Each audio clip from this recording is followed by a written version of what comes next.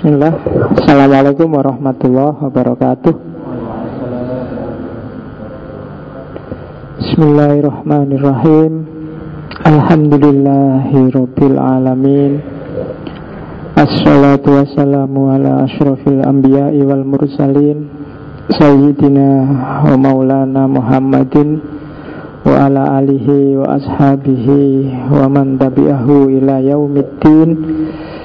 Amma ba'du. Bismillah, kita lanjutkan lagi ngaji kita setiap malam Kamis. Malam ini kita ketemu salah satu lagi pilar dari peradaban yang namanya modern. Minggu lalu kita ketemu biologi dengan Darwin. Malam ini kita ketemu psikologi dengan Sigmund Freud. Saya sebenarnya agak ragu-ragu mau ngangkat Freud. Bukan apa-apa, karena pikiran-pikiran Freud itu apalagi kalau dingajikan di masjid kayak gini agak mengerikan. Ya, makanya saya tadi sore tak otak, adik ini harus tak peras biar sisi mengerikannya hilang. Jadi pokoknya ini kerangka berpikirnya Freud minus yang itu tadi. Karena sebagian besar teorinya Freud itu ada hubungannya dengan dunia bawah perut, termasuk istilah-istilahnya. Itu kan agak berat kalau saya harus ngomong terang-terangan. Terus akhirnya agak saya haluskan, terus tak sampaikan kerangka-kerangkanya aja. Kalau intinya kan kalian sudah ngerti. Yang gitu-gitu kan nggak perlu belajar, kan nggak perlu ada kursus, nggak perlu ada uang, cuma gitu aja kok. Ya, jadi nggak usah belajar lah. Yang kita ngomong inti-intinya saja. Karena kalau mau jujur, justru pikiran-pikirannya Freud yang terlalu menukik pada libido seksual, itulah yang hari ini banyak patah.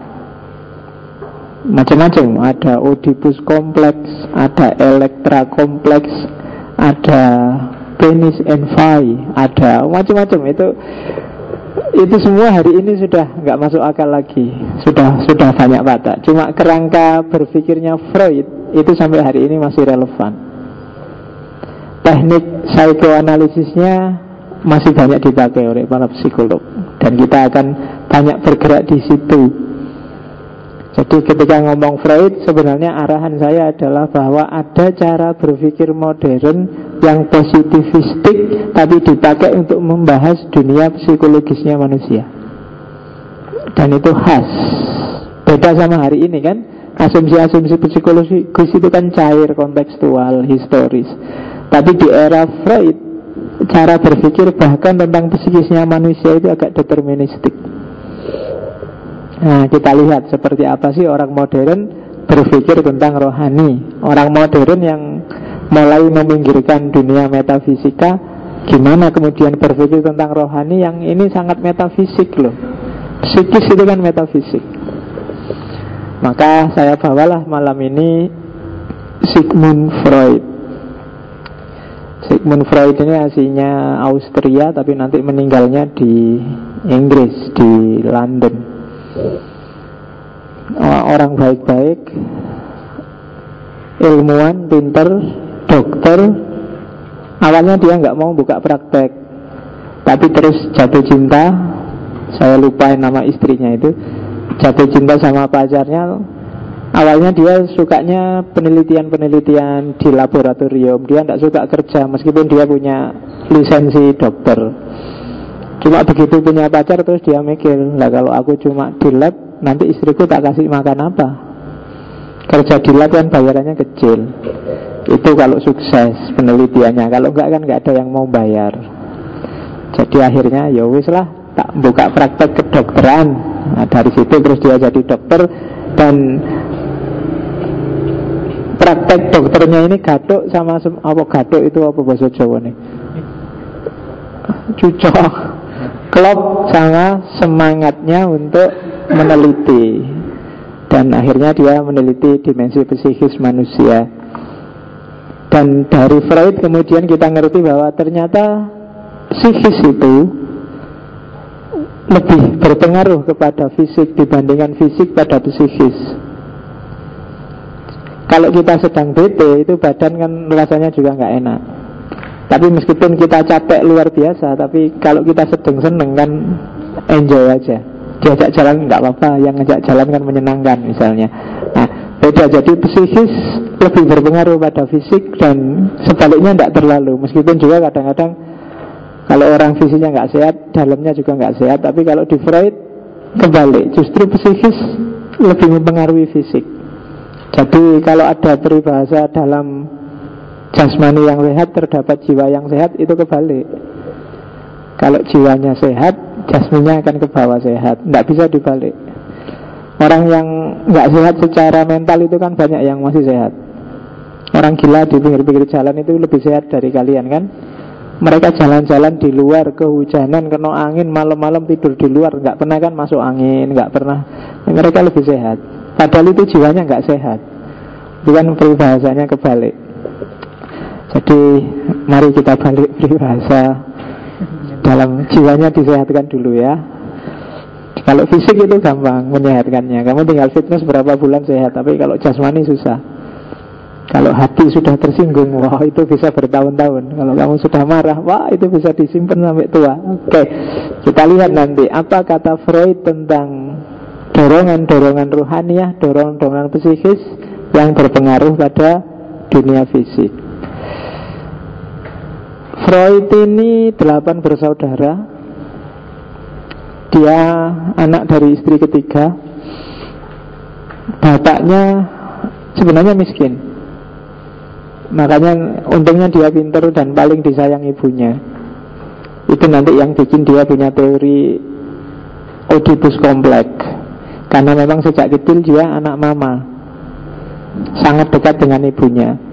Karena ibunya memang masih muda dan cantik. Jadi istri ketiga dan jaraknya antara bapaknya sama ibunya umurnya itu 20 tahun. Jadi bapaknya sama ibu ya panjangnya kalau 20 tahun. Jadi istrinya baru lahir, bapaknya sudah pacaran. Kan 20 tahun itu kan sudah mulai kenal lawan jenis. Oke. Ya, sangat setia pada istrinya. Jadi Freud dikenal tidak suka gonta-ganti pasangan. Meskipun di antara peribahasa yang pernah dia sampaikan, sesuatu di dunia ini yang sampai hari ini nggak bisa aku jawab adalah apa sih maunya perempuan itu. Itu Freud. Ya, nanti karena makhluk yang membingungkan. Oke, itu Sigmund Freud. Apalagi ya yang harus dibahas. Freud adalah salah satu filosof, salah satu ilmuwan yang benci Amerika. Nah, jadi kalau kalian yang nggak suka Amerika, boleh punya Freud. Meskipun Freud ini dibenci juga oleh kalangan agamawan karena dia termasuk yang ateis. Meskipun dia keturunan Yahudi. Dan dia termasuk yang harus mengungsi ketika Nazi merajalela. Saudara-saudaranya yang perempuan, sepupunya 4 itu terbunuh semua di kamp pengungsian.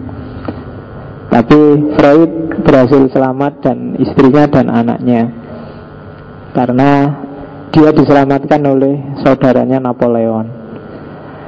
Oke. Terus kenapa dia nggak suka Amerika? Simpel sih sebabnya, karena Amerika terlalu banyak aturan kalau bagi Freud. Waktu dia diundang ceramah itu tidak boleh gini, tidak boleh gitu. Dan yang paling bikin sebel Freud adalah dia nggak boleh ngerokok sembarangan. Ya, itu bagi Freud sebelah. Amerika ternyata nggak enak, orang nggak boleh bebas ngerokok. Coba dulu dia ke Indonesia, wah dia seneng mesti sama Indonesia. Iya, kalau di sini kan ngerokok itu kan sunatullah. Sudah tidak bisa dibantah, kok kamu ngasih fatwa apa aja nggak ngefek. Oke, jadi sehari kalau dalam cerita itu Freud bisa menghabiskan 20 cerutu. Nggak cuma rokok loh ya, cerutu itu gede anu gitu. Gambarnya itu kan megang cerutu. Sampai kemudian dia kena kanker gusi, kanker mulut, dioperasi bolak-balik. sampai dia meninggal. Karena ada cerita, karena sudah hampir 30 kali dia operasi motong kanker yang ada di mulutnya itu, sampai dia setengah putus asa bilang ke dokternya, "Sudah dok, kasih saya obat yang biar saya cepat mati aja deh, yang sudah tua aja kok. Ngabisin duit untuk berobat, wong ini kanker kelihatannya sudah nggak bisa disembuhkan." Jadi gara-gara kanker rahang itu nanti terus dia meninggal. Kan itu sudah lumayan tua kan, 1856 sampai 1939. Ya enggak jelas apa dokternya nuruti bener, nggak dikasih obat apa disuntik mati, ya enggak jelas. Tapi akhirnya dia meninggal juga, umur 1939, sekitar 80-an tahun lebih dikit. Oke, bismillah, sekarang kita lihat apa yang ada di kepalanya Freud tentang manusia. Yang pertama, asumsi besarnya yang harus kita ingat adalah asumsi kayak orang modern. Ada determinisme alam, ada determinisme hukum-hukum fisik, termasuk untuk dunia psikis. Jadi manusia itu katanya Freud secara umum ditentukan bukan oleh akalnya, bukan oleh imannya, enggak. Dia ditentukan oleh kekuatan irasional yang tidak disadari, motivasi yang tidak disadari, dorongan biologis, dorongan naluri. Jadi orang itu tidak disetir oleh apa yang dia anggap benar, apa yang dia anggap buruk, tapi disetir oleh apa yang dia suka dan apa yang tidak dia suka. Baik buruk bisa direkayasa, bisa dikreasi, tapi dorongan dia kemana itu sebenarnya lebih nyetir dia. Kamu misalnya ya, kamu malam ini ikut ngaji filsafat, saya yakin bukan karena kamu mikir, oh filsafat itu penting, filsafat enggak, paling kamu ya dorongan hatimu aja, seret aja, seneng aja kan gitu. Dicari dulu, filsafat itu kan malah ngerusak. Kamu ikut pengajian akidah, pengajian Quran, pengajian hadis, itu kan membawa kita ke surga. Tapi kan itu lebih argumentatif, tapi kan enggak seret. Saya lebih milih yang seret. Dorongan biologis, dorongan batin. Pilihan-pilihan kita kan sering, ya pokoknya kecenderungan kita kemana? Kamu milih kuliah, kamu dulu milih kuliah di UIN apa di UGM apa di kan, ya serekmu aja. Kamu enggak mikir secara serius kayak gimana kan, enggak. Milih pacar pun juga cocok, enggak cocok kan?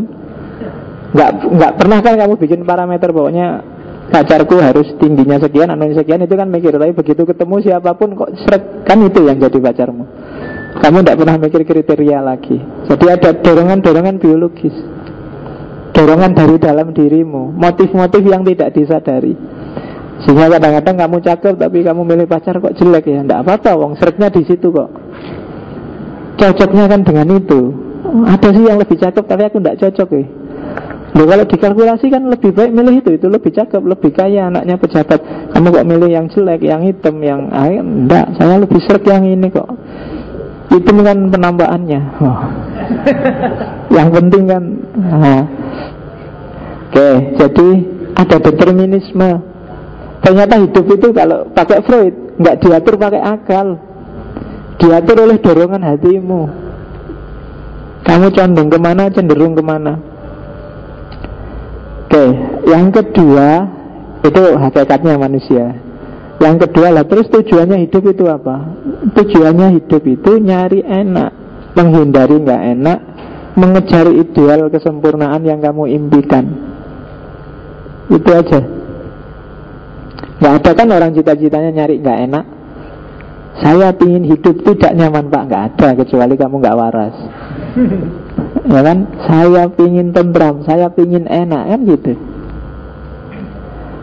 Oke, misalnya ini ada teh, ada air putih. Secara kesehatan kan lebih enak air putih kan, lebih sehat, lebih bermanfaat untuk dirimu. Secara rasional juga mending air putih. Tapi kenapa kamu milih teh?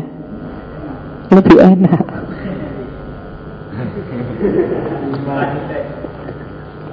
Ya kan, lebih enak.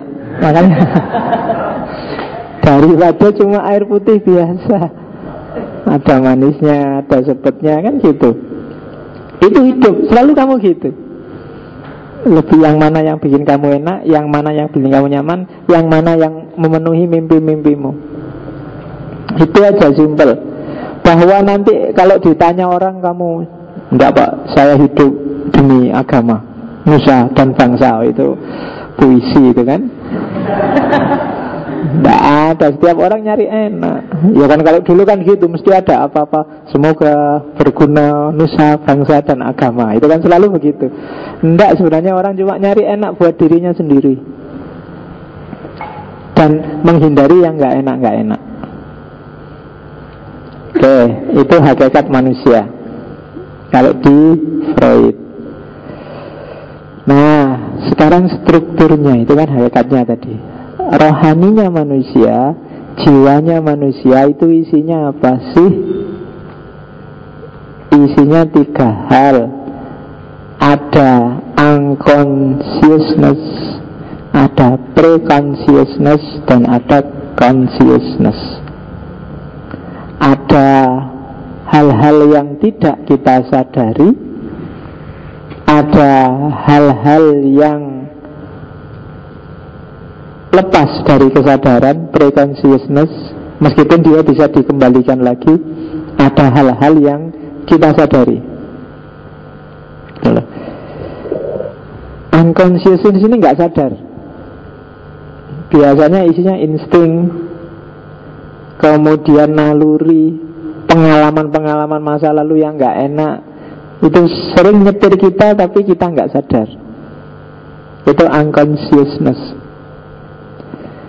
Kalau ditanya consciousnya apa sih? Consciousnessnya apakah kita ngaji hari ini? Yo, ngaji filsafat itu kan penting Pak. Ilmu, filsafat, apapun dimanapun yang nambah wawasan itu kan penting untuk hidup kita. Itu sadarnya. Unconsciousnya ya masing-masing kita yang ngerti. Mungkin karena ya daripada nganggur Pak, atau filsafat kan sedang tren Pak, sekarang rame-rame seneng ya Pak, macam-macam. Unconscious itu kalian sendiri yang tahu, tersembunyi. Enggak Pak, dari pengen santai-santai aja Pak, ketawa-ketawa bareng-bareng enak. Itu unconsciousness yang kalian nggak sadari. Dan ini sering lebih nyetir loh unconsciousness itu daripada consciousness. Ada 2 hal yang sama-sama penting, mesti kamu milih yang sesuai dorongan batinmu yang kamu nggak sadari selama ini. Kadang-kadang ada masjid di sini, ada masjid di sana, kamu milih yang lebih jauh. Ada dorongan tidak sadar, ya nggak ngerti, mungkin diam-diam mungkin ada jamaah sini yang kamu taksir misalnya. Tapi kalau ditanya, enggak, bukan itu. Saya itu kan milih yang jauh karena setiap langkah kan pahala. Itu kan sebenarnya. Padahal ada yang dilirik di sini, itu unconsciousness. Atau mungkin karena masjid di sini loh kayak masjid di kampungku, tapi kamu nggak sadar di mananya, tapi seret aja di sini karena hawanya kayak di kampungku, nggak kayak di masjid yang sana. Kalau di sana jam segini sudah dikunci misalnya, itu nggak sadar, kamu unconscious, nggak sadar, tapi jadi dorongan yang tidak ketara. Itu unconscious. Ada pre-consciousness, prasadar. Prasadar itu biasanya dulu kamu sadar, sekarang kamu cuekin sudah. Kalau ditampilkan sewaktu-waktu bisa mimpi, ngelamun, kadang-kadang salah ucap, ya kan? Salah ucap itu yo ada sih di pikiranmu, di kesadaranmu, cuma selama ini kamu nggak, ini kamu simpan jangan keluar tapi tiba-tiba dia bisa muncul. Itu biasanya ada di level pre-consciousness. Salah ucap, mimpi, itu kan pre-consciousness. Kamu pikir sejak pagi, malamnya keluar sudah di mimpimu. Atau ngelamun, itu pre-consciousness, kesadaran yang tertunda. Karena selama ini mungkin kamu represi, kamu taruh, kamu simpan diam-diam. Boleh. Jangan-jangan sih kamu seneng, tapi karena dia sudah punya pacar, terus rasa seneng ini kamu simpan. Jadi keluarnya kadang-kadang salah ucap, ngomong nggak sengaja, atau seolah-olah iseng tapi sebenarnya iya. Nah itu pre-consciousness gitu. Nanti kamu ngomong misalnya, sudahlah mbok kamu yang rukun sama pacarmu misalnya, itu janjane mbok cepet kamu putus, tapi ngomongnya keluarnya gitu. Kenapa? Diam-diam kamu simpen, kamu represi, karena kalau keluar kamu malu. Itu pre-consciousness. Tiap malam akhirnya kamu mimpi dia, ya kan? Lamunanmu juga tentang dia. Kalau ngomong salah ucap, keluarnya nama pacarmu padahal namanya siapa. Itu pre-consciousness. Jadi apa yang ada di bawah sadarmu, apa yang terakumulasi di sana, itu yang sering keluar. Itu struktur kejiwaan manusia. Dari sinilah nanti keluar konsep yang legendaris dari Freud, yaitu id, ego, dan superego. Kalau sadar dan tidak sadar itu seperti itu gambarnya. Alam sadar itu yang kamu rasakan saat ini. Kuliah, beli baju, sekarang ada tugas, sekarang harus ngaji, duitku sekarang tinggal berapa, itu kan yang kamu sadari hari ini. Ada yang di bawah sadar. Di bawah sadar mungkin kamu malu, ditolak, disiksa, gak lulus ujian, punya ayah tiri, macam-macam pengalaman. Biasanya kamu tekan ke bawah sadar.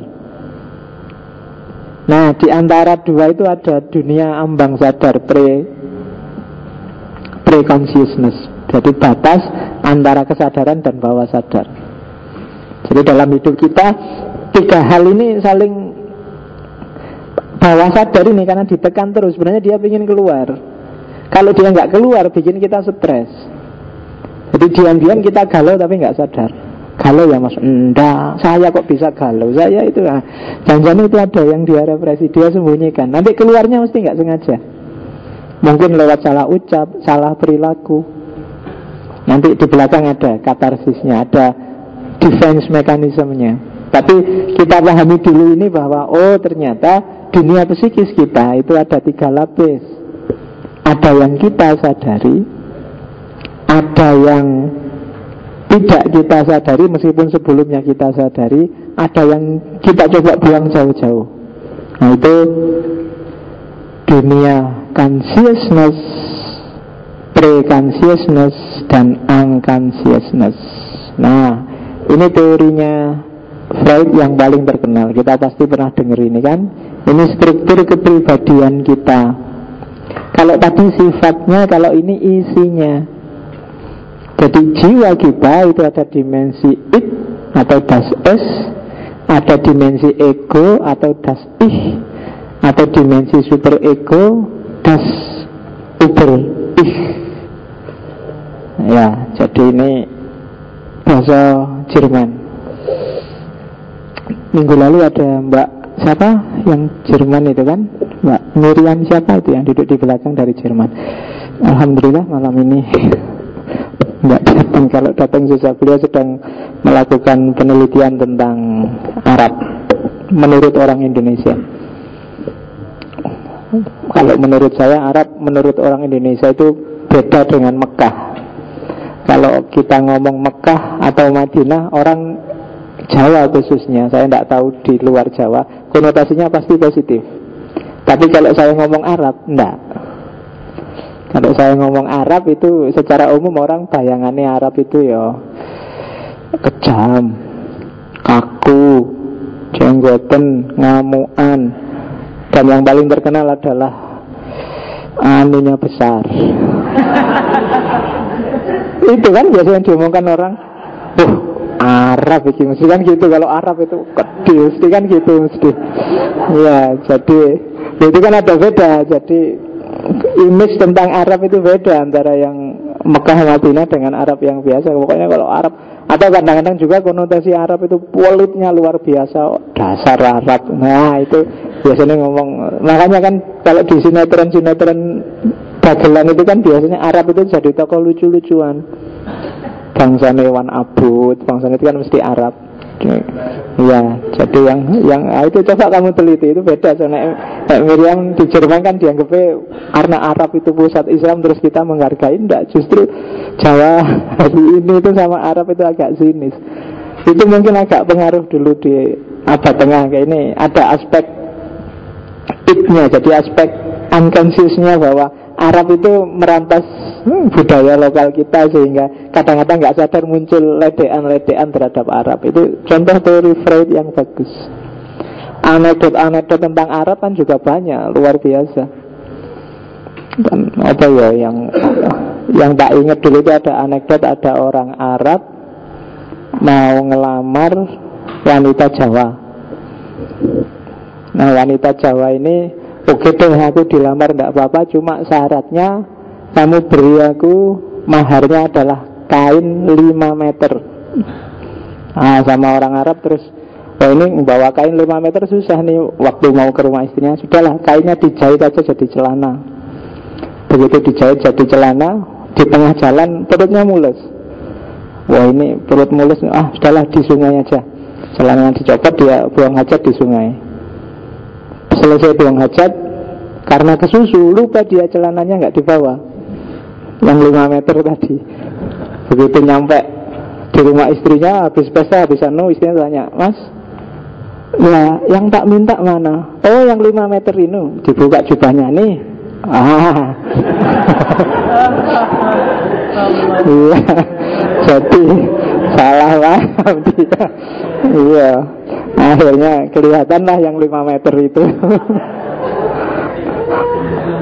Oke, iya.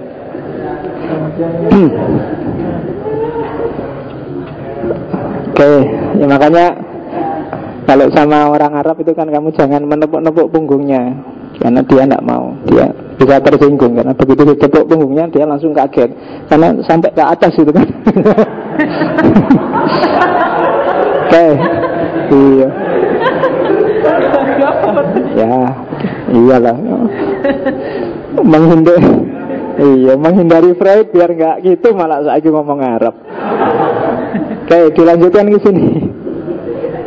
Jadi struktur kepribadiannya manusia, yang pertama id itu insting biologis, dorongan-dorongan instinktif, tabiat-tabiat. Disebut hewani karena semua hewan juga punya yang kayak gini, yang insting semacam ini.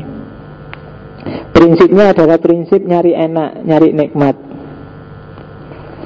dan menghindari tidak enak. Kalau di Freud itu contohnya agak saru-saru, tak ganti contoh yang sopan. Misalnya ada dorongan refleks, nah, kedip, bersin, itu kan biologis. Kenapa kamu kedip? Kan nyari enak itu kan, karena kelipan terus kamu kedip, menyingkirkan kotoran. Bersin juga gitu kan, ada kotoran masuk, itu kan nyari enak. Atau yang primer, lapar, begitu kamu lapar nyari makan.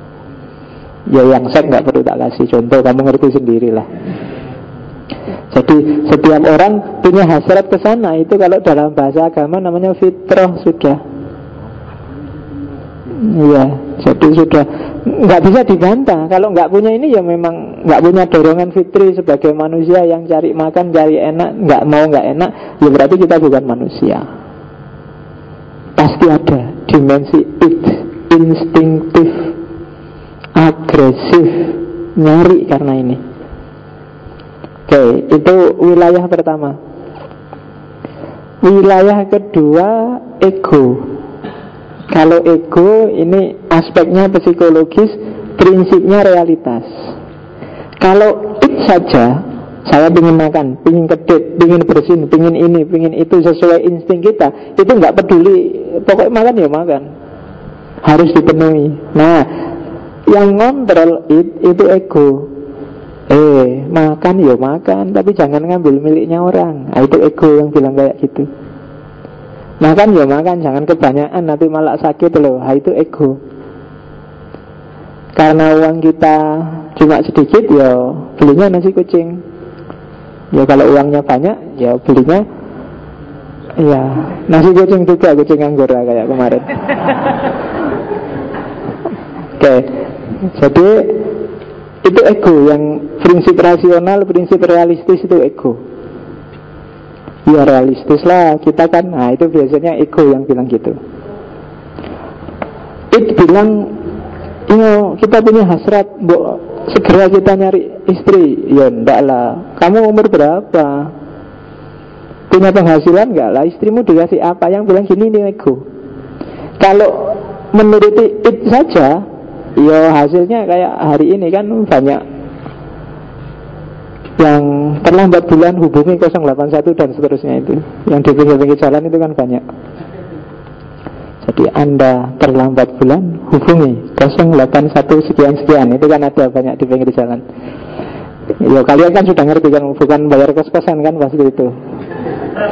Saya telat ini bayar kos-kosannya, tak teleponnya saya mengerti diutangi, itu bukan itu kan mesti. Itu urusan yang lain. Dan yang ngatur kayak gini nih ego. Hati-hati loh, jangan sampai ngawur loh. Ya dilampiaskan. Fitrah sih fitrah, tapi kan ada timingnya, ada waktunya, ada ruangnya yang harus pas. Kalau enggak nanti malah sengsara di belakang loh. Nah itu yang kayak gini-gini ini ego. Kesadaran. Prinsipnya prinsip realitas. Realistis saja deh. Masa cita-cita kawin sama artis misalnya. Kan dunia kita dunia biasa-biasa kok, bukan selebritis. Itu yang bilang kayak gini-gini ini ego. Oke, itu dorongan, hasrat itu semuanya kamu ambisius sekali ingin ngerti filsafat. Nah terus egomu bilang, ya pingin filsafat sih filsafat. Cuma filsafat kan rumit, nggak bisa lah langsung, dia pelan-pelan. Nah itu ego yang bilang, saya bertekad akan puasa terus biar segera jadi wali apa kiai. Nah egomu yang bilang, alah dapuranmu kan gitu. Itu ego yang bilang gitu. Yang sholat 5 waktu aja subuhnya jadi jam 7 pengen jadi wali kan gitu. Yang bilang gini nih ego. Realistis gitu loh. Kamu kan kemerungsung, enggak, pokoknya mau enggak iso prek. Nah itu ego yang realistis yang ngomong gitu. Nah jadi ada dorongan dari ada kontrol dari ego, tapi ada di atas itu namanya super ego. Super ego ini aspek sosial. Jadi ego itu sistem moral, norma budaya, nilai sosial, tata cara hidup, mana baik, mana buruk, mana pantas, mana enggak pantas, mana yang benar, mana yang salah di tengah masyarakat. Ini juga masuk dalam hidup kita. Kadang-kadang tidak pas juga. Kadang-kadang dia juga harus dikendalikan oleh ego. Ya kayak tadi loh, itu kan norma itu kan. Orang soleh itu orang yang rajin ngaji, rajin sholat, apal Quran. Terus, ayo kamu jadi orang soleh enggak? Nah ego yang ngontrol. Iya sih soleh, tapi sesuaikan dong dengan kemampuan. Nah ini ego yang pengontrolnya. Mahasiswa yang baik itu mahasiswa yang rajin kuliah, tapi juga aktivis, tapi juga ini kan berat kan tuntutan sosial itu. Nah ini saya ingin jadi yang baik kayak gitu Pak. Tapi kan yang meluruskan, mengontrol, mengatur itu ego, kesadaranmu. Iya sih gitu, tapi kan yo nggak bisa segitunya. Nah itu ego yang bilang. Jadi hidup kita itu pertarungan antara 3 hal ini. Ego yang harus jadi pengontrol, yang mendorong semua perbuatan, dan super ego yang ingin memaksakan aturan dalam hidup kita. Dan ini bikin kita setiap hari ini perjuangan. Tidak terlampiaskan, kita sumpek. Ego kita tidak bisa menjalani, kita kan juga stres. Aduh aku ini kok tidak bisa jadi anak soleh. Aduh aku kok kuliah kok kacau gini, aku berarti jadi anak yang mahasiswa yang tidak baik ini. Aduh itu kan super ego bikin kita gelisah. Dan setiap hari dari hidup kita ini pertarungan 3 hal ini. Ego, super ego. Dan hidup kita coraknya nanti seperti ini, tergantung siapa supirnya. Kadang-kadang ego kalah, yang menang maka tindakan kita, perilaku kita sehari-hari agak primitif, impulsif, agresif. Primitif itu ya sakarpe, nyari enaknya sendiri. Impulsif, hanya berdasarkan dorongan hati, dorongan insting. Dan agresif, ingin enaknya dewe itu kan agresif. Jadi tipe orang yang disetir oleh itsnya, itu orang yang tidak peduli kiri kanan, yang penting aku enak. Itu loh. Jadi pokoknya begitu masuk ruangan nyari tempat yang paling enak. Kalau di kampus biasanya paling belakang. Nggak mikir, mungkin egonya sudah teriak-teriak, jangan paling belakang. Dosennya suaranya nggak terlalu keras, harus ke depan. Nggak, enak di belakang. Itu dorongan Kamu nyari enaknya sendiri. Kalau ditanya apa-apa, milih mana pacar yang jelek tapi solihah atau yang cakep tapi tidak solihah? Kamu, saya milih yang cakep tapi solihah, Pak. Nah itu milih enak itu pokoknya. Orang gelem dikai sing tawar-menawar gitu, pokoknya nyari enak terus. Jadinya agresif. Hidupnya disetir oleh insting saja. Begitu nggak enak, ini kayak bayi. Bayi itu kan akalnya belum lengkap, orang belum ngasih aturan nilai ke dia, sakar PDW bayi itu. Kencing juga di atas kasur, juga di atas kasur. Pingin makan tinggal nangis, pingin mimik tinggal nangis. Yang nyetir it. Cuma nggak ada orang marah karena orang juga tahu dia masih belum sempurna akalnya. Ya orang kan wis ngerti, nah itu saya bayi. Tapi kalau sudah besar kan kalian nggak bisa it. Pak, pengen kencing Pak, terus neng tembok pojok sana kencing cus. Orang mesti ngamuk loh, otakmu lah wis jangkep Pak. Nggak kayak bayi. Masa gayanya kayak bayi. Pengen kencing Pak, males ke kamar mandi, dah di atas kasur aja. Toh kasurnya bisa dijemur besok, ya enggak. Karena nggak bisa kita hanya ngikuti dorongan it. Kontak hati pasangan juga enggak apa-apa Pak, asal mau sama mau, toh sama-sama enak. Ngapain sih yang lain kok ribut? Itu berarti hidupnya disetir oleh it, golek enak dewe. Ada hidup yang disetir oleh ego. Ini yang mending, realistis, rasional, masuk akal. Mau kencing, tidak boleh lah di situ, itu kan bukan tempatnya kencing. Mau ke kamar mandi, kamar mandinya kok penuh, airnya nggak jalan. Akhirnya nyari yang pojok-pojok, deket-deket pohon, yang penting nggak kelihatan. Nah itu kan pakai akalnya, nggak kok terus lari ke tengah lapangan, atau lari ke tengah masjid kan nggak. Jadi kalau ada orang kencing di belakang pohon, nah itu jangan dimarah, itu berarti rasional. Daripada kencing di tengah jalan nanti malah dilihat orang banyak, itu masih pakai akalnya berarti. Iya, daripada kencing di depan pintu rumahnya orang kan malah jadi masalah. Oke, itu hidup yang disetir oleh egonya. Ada orang yang disetir oleh super egonya, perfeksionis, orang yang moralis, apa-apa harus sempurna. Tidak punya uang tapi sedekahkan semua uangnya, itu tidak masuk akal. Sedekah itu kan ya sebagian dari harta kita. Kalau dikasihkan semua tetap nggak masuk akal. Secara nilai bagus, sedekah itu bagus, tapi ya tetap harus dikontrol, harus realistis. Nanti habis sedekah pulang jalan kaki, tidak punya uang, itu tidak masuk akal. Ego tetap harus ngontrol. Ada yang sok moralis, kalau sok itu mesti jelek. Ya benar sih, moral itu bagus, tapi kalau sudah sok jadi jelek. Sok soleh, ya itu apalagi. Kalau sudah sok itu ya ada pencitraannya, ada. Jadi mengikuti tata aturan, tata nilai masyarakat, tapi mengorbankan id-nya, mengorbankan egonya. Itu orang yang disetir oleh super ego. Tiap malam sholat, wiritan, gak pernah tidur. Itu kan nabrak id. Kalau id nyuruh orang istirahat, nyuruh enak, meskipun jangan tidur terus, tapi juga jangan tahajud terus. Nabi kan gitu. Islam kan nyuruhnya seimbang, jangan di masjid terus. Ya sekali-sekali di kampus, sekali-sekali di mall, sekali-sekali. Cuma jangan di mall terus. Betul. Jangan nongkrong terus, juga jangan belajar terus, kan gitu. Sekali-sekali nongkrong, sekali-sekali belajar. Oke, nah itu tergantung siapa yang nyupir. Yang paling bagus si ego yang nyupir, cuma dia harus seimbang. Id-nya harus terpenuhi, super egonya juga terpenuhi. Begitu id-nya tidak terpenuhi, kamu akan gelisah, kamu akan susah. Kenapa? Hasratmu nggak ada yang terpenuhi, kamu stres mesti. Pengen ini nggak bisa, pengen itu nggak boleh, pengen, kamu mesti puyeng mesti kalau itu nggak terpenuhi.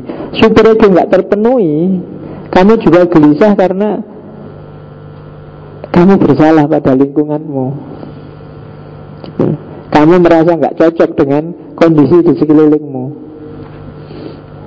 Oke, nah isinya it, hasrat Hasrat insting itu ada dua. Kalau di Freud, yang pertama eros, yang kedua thanatos. Ini yang it saja ya. Ini tentang insting, tentang libido.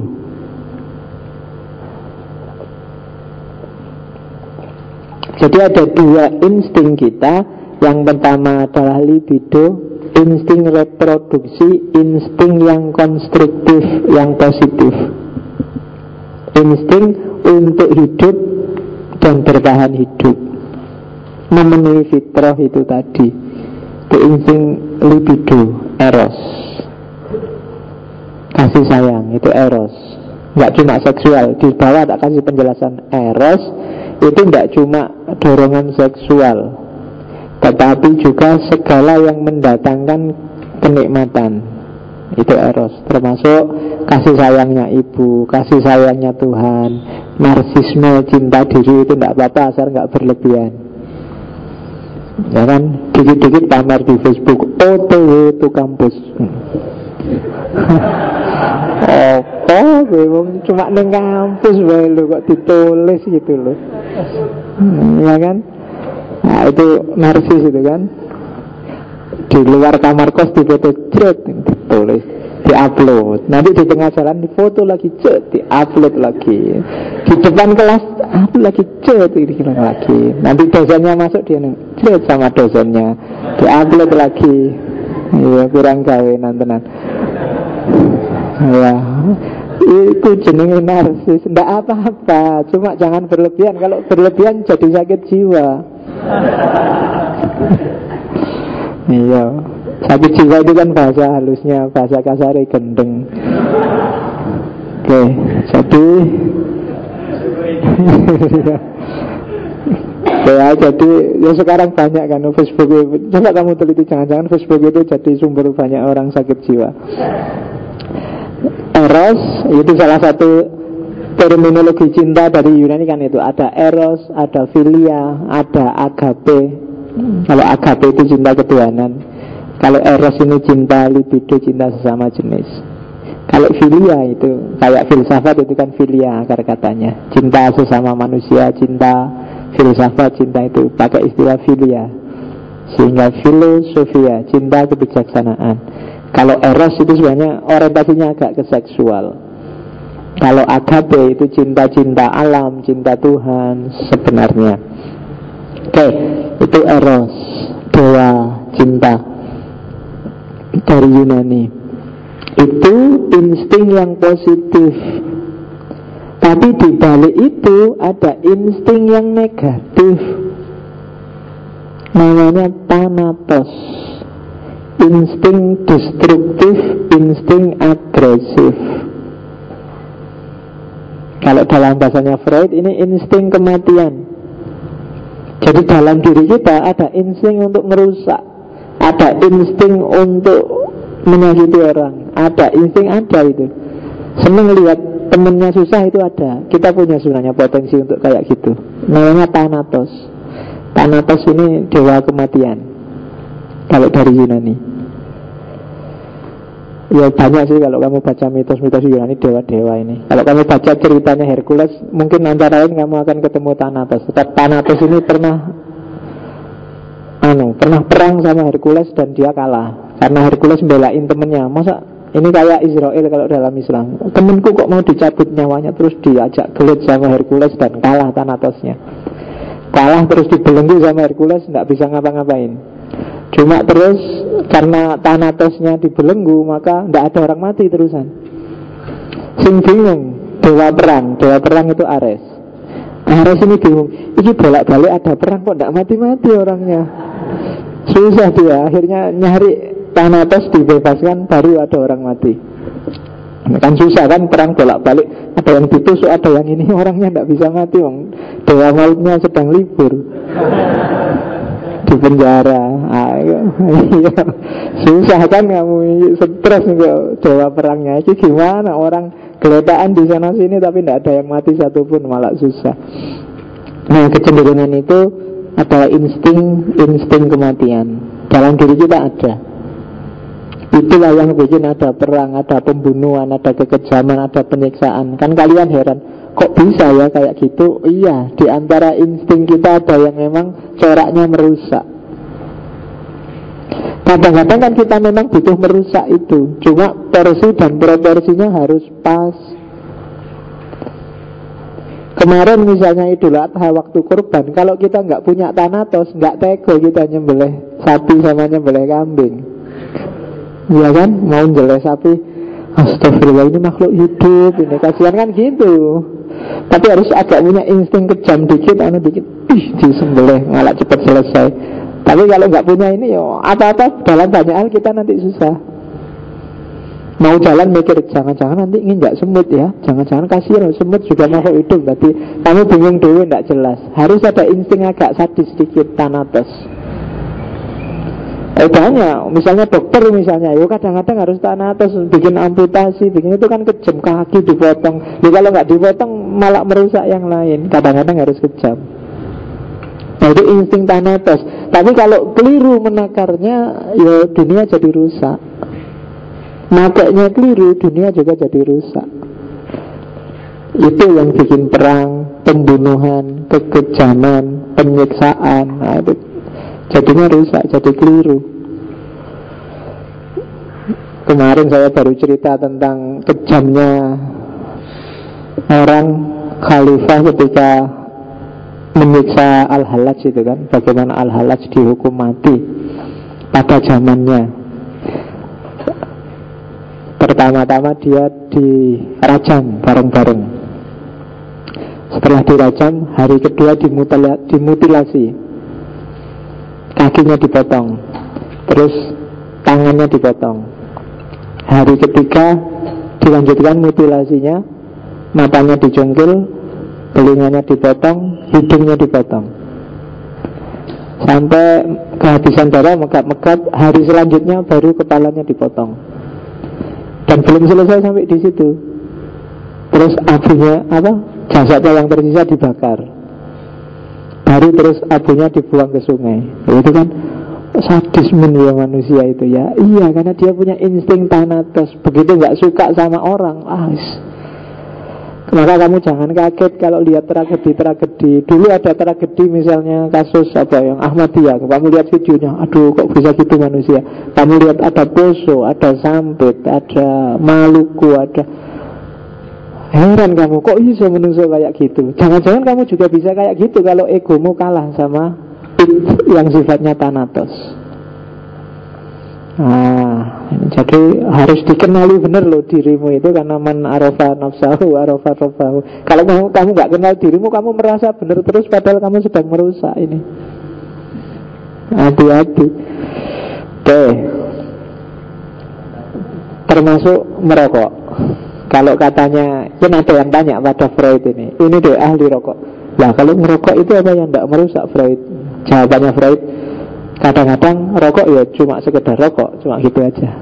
Nggak usah dipikir dalam-dalam kalau rokok itu. Nah gitu loh jawabannya Freud gitu. Nanti di belakang ada quote-nya. Jadi dalam nggak usah mikir dalam rokok ya rokok gitu aja. Ngapain sih dikait-kaitkan dengan kesehatan, dengan itu ya rokok ya rokok. Oke, itu dua jenis insting. Jadi ini harus dikelola dengan baik biar tidak merusak. Oke, nah ini dia yang terkenal, perkembangan kepribadian. Ini yang disebut positivistik, meramal kehidupannya manusia secara pasti. Manusia itu dibagi dalam 3 tahap. Ada fase infantil, ada fase laten, ada fase genital. Kuncinya ada di fase infantil, sehat atau tidaknya psikisnya manusia. Kalau di fase bayi, fase infan ini tidak terpenuhi semua hasratnya, maka dia akan jadi masalah saat dia dewasa. Jadi umur 0 sampai umur 6 tahun. Itu kuncinya. Kalian yang tidak bahagia di umur-umur itu, biasanya semakin besar juga kalian hidupnya akan murung. nggak akan bahagia, susah senyum sudah. Ketika kebutuhannya tidak terpenuhi. Tinggal dilihat hari ini, coba kalian mikir diri, aku itu profil yang kayak gimana ya. Itu biasanya ada pengaruh dari kecil. Dan ini harus disembuhkan. Mungkin ada timbunan-timbunan pengalaman yang tidak mengenakkan, tidak. Nah itu harus diungkap, dibersihkan. Kalau enggak ya kalian murung terus. Infantil itu fase awal, fase oral. Fase oral itu kenikmatannya ada di mulut. Ya yang paling jelas kelihatan kan mimik bayi pada ibunya. Kalau mimik saja nggak puas, era oral ini nggak puas, itu ya sampai besar juga akan ada dampaknya. Nah, iya kamu nyari sosoran terus kamu. Jadi puaskanlah mimik memang masih kecil. Sekarang sudah telat kamu. Iya, jangan nyari mimik lagi kalau sekarang. Itu hanya untuk umur 0 sampai 1 tahun. Kalau di Freud ini dampaknya besar loh. Orang yang tidak puas di fase oral itu mungkin omongnya banyak, cerewet, suka tidak puas, mudah dibohongi, jenis-jenis itu. Sementara yang puas itu biasanya dia jadi pinter karena dia sudah puas, mahir mengumpulkan pengetahuan. Itu kamu baca di Freud jadi kayak gitu nanti. Nah, jadi kalau di sini kamu mikir filsafat nggak nyampe-nyampe, mungkin dulu nyusunya belum puas. Iya, ya berat kamu memang. Kamu sudah telat sekarang ya. Kamu sudah umur berapa sekarang? Jadi fase oral adalah fase ketika orang melatih dirinya melampiaskan, memenuhi keinginan. Itu fase oral. Di atas fase oral ada fase anal. Itu kepuasannya nggak lagi di mulut tapi di anal. Kalian ngerti lah wilayah itu, nggak perlu tak gambar. Jadi fase anal adalah fase ketika orang latihan menahan diri. Itu kan kalian latihan ke toilet waktu kecil itu kan latihan menahan diri. Sebelum itu kalian kan nggak mikir menahan, pengen pipis saja, pengen aja, nggak pernah dipikir.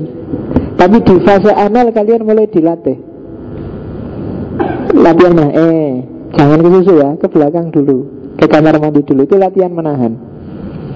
Orang yang tidak sukses di sini, itu sampai besar dia susah menahan apa-apa.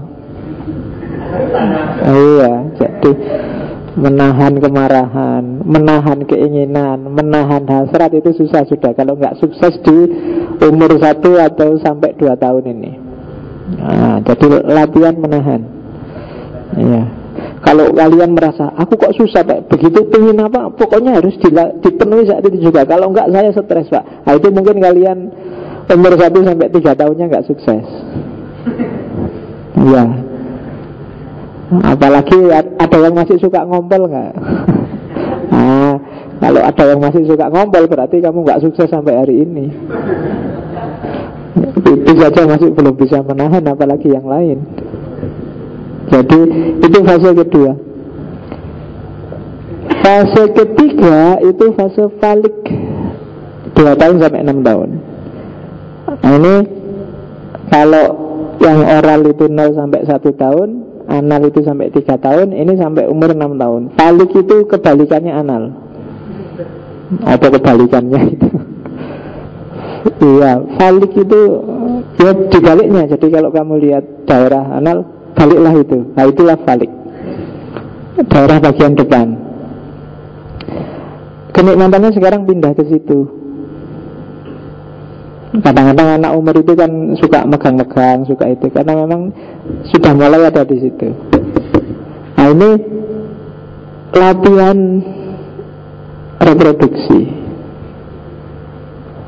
Kalau di fase ini tidak sukses, itu ya tidak bisa produktif. Falik, jadi fase mulai kenal lawan jenis, mulai yang cowok mulai lebih suka sama mama daripada sama, kamu manggilnya mama apa ibu? Ibu, mbok, apa si mbok. Iya. Oke, Iyalah ya, anak sekarang kan mama, papa. Oke. Mama tuh. Ya. Ini iyalah enggak apa-apa lah. Yang makannya tempe manggilnya mama.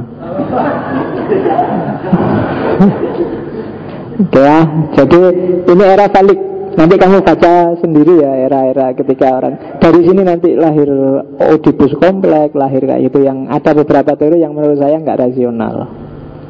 Tapi ya nggak apa-apa, itulah Freud dengan gayanya sendiri. Karena semua ujungnya ya seks kalau di Freud. Nah, fase infan ini fase membangun fondasi mental. Ada masalah apapun di besarmu itu karena di era-era itu. Anak-anak umur 5-6 tahun kok lihat bapak ibunya tawuran terus, itu akan membentuk karakternya. Lihat bapak ibunya males sholat akan membentuk karakternya juga. Lihat bapak ibunya males bangun ya akan membentuk karakternya juga. Nah itu era infan. Di atas itu akalnya mulai jalan. Umur 6 tahun, 5-6 tahun sampai 12. Ini kita menyebutnya puber. Mulai kenal lawan jenis, mulai ngerti mana yang cakep, mana yang tidak cakep. Anak-anak umur itu mulai agak genit. Kalau perempuan mulai nyoba-nyoba make up. Kalau laki-laki kadang-kadang sudah nyampe pada mimpi basah. Ya, mimpi terus ngobrol. Ya itu fase laten. Ya, akalnya mulai jalan. Di sini ego mulai bermain. Kalau di infan itu id-nya aja yang bermain.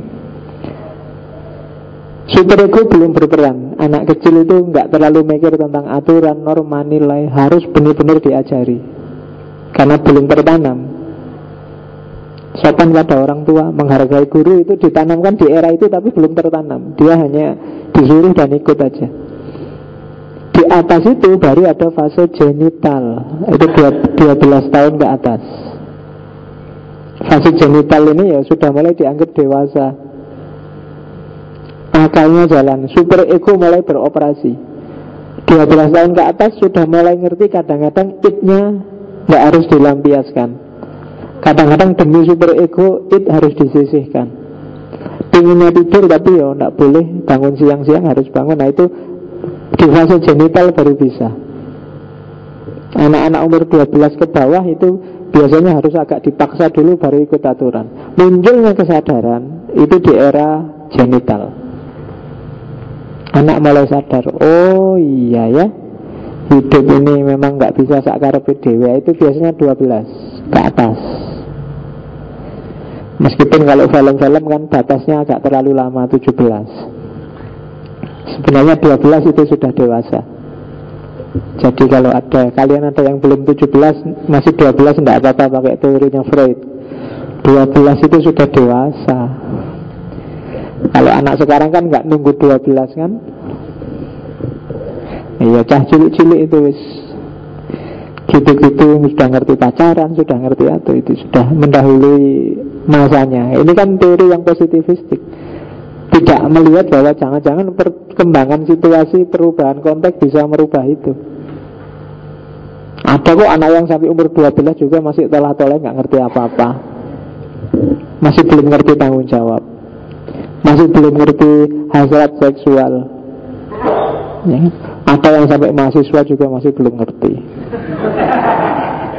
Loh ya kan, nggak maksudnya lo kalau itu sih ngerti, maksudnya super ego, ngerti tanggung jawab, ngerti nilai, ngerti pantas nggak pantas, baik buruk. Kalian kan masih sering belum ngerti itu.